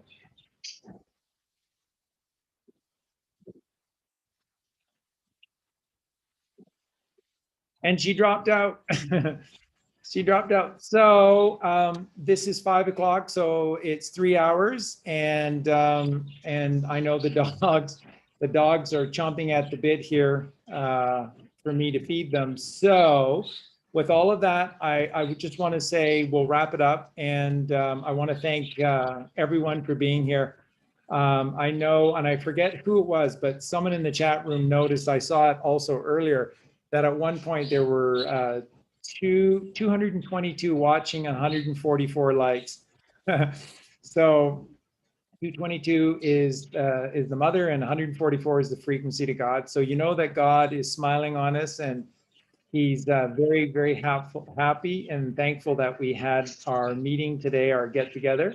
I want to thank all of you so much for being here. It truly is the blessing. And, we mean it so much when Colleen and I get to meet you like this. It truly is the highest gift. And we thank you so much. So with that, I will say good night, and I'll see you. Justin is on the road, but we're still good to go for the live Q&A on Friday. And Colleen and I are going to be doing a whole series of shows together, and I'll give you as much advance notice as I can. So with that, I loving you so much. Everyone in the chat room, thank you so much. Susan, what you've done with your husband is nothing short of a miracle, and we appreciate it so much. And Elaine Gabriel, magnificent. Elaine, you are magnificent. I didn't see Elaine's name in there before. Coach Kathy, Debbie, I love you so much. You are such an absolute blessing. Debbie, RS, Tina. Oh my gosh, Tina, we love you so much. Kelly, Ron, Miss Michelle. Wow, Shirley blessed. Shirley, truly blessed. A to Z, Razel, Ra is L. So, wow, I love you guys so much. With that, I'll say goodnight and I'll see you back as soon as I can. We're good for Friday. And I love you and I'll see you next time. Good night, everyone. Bye. I love you.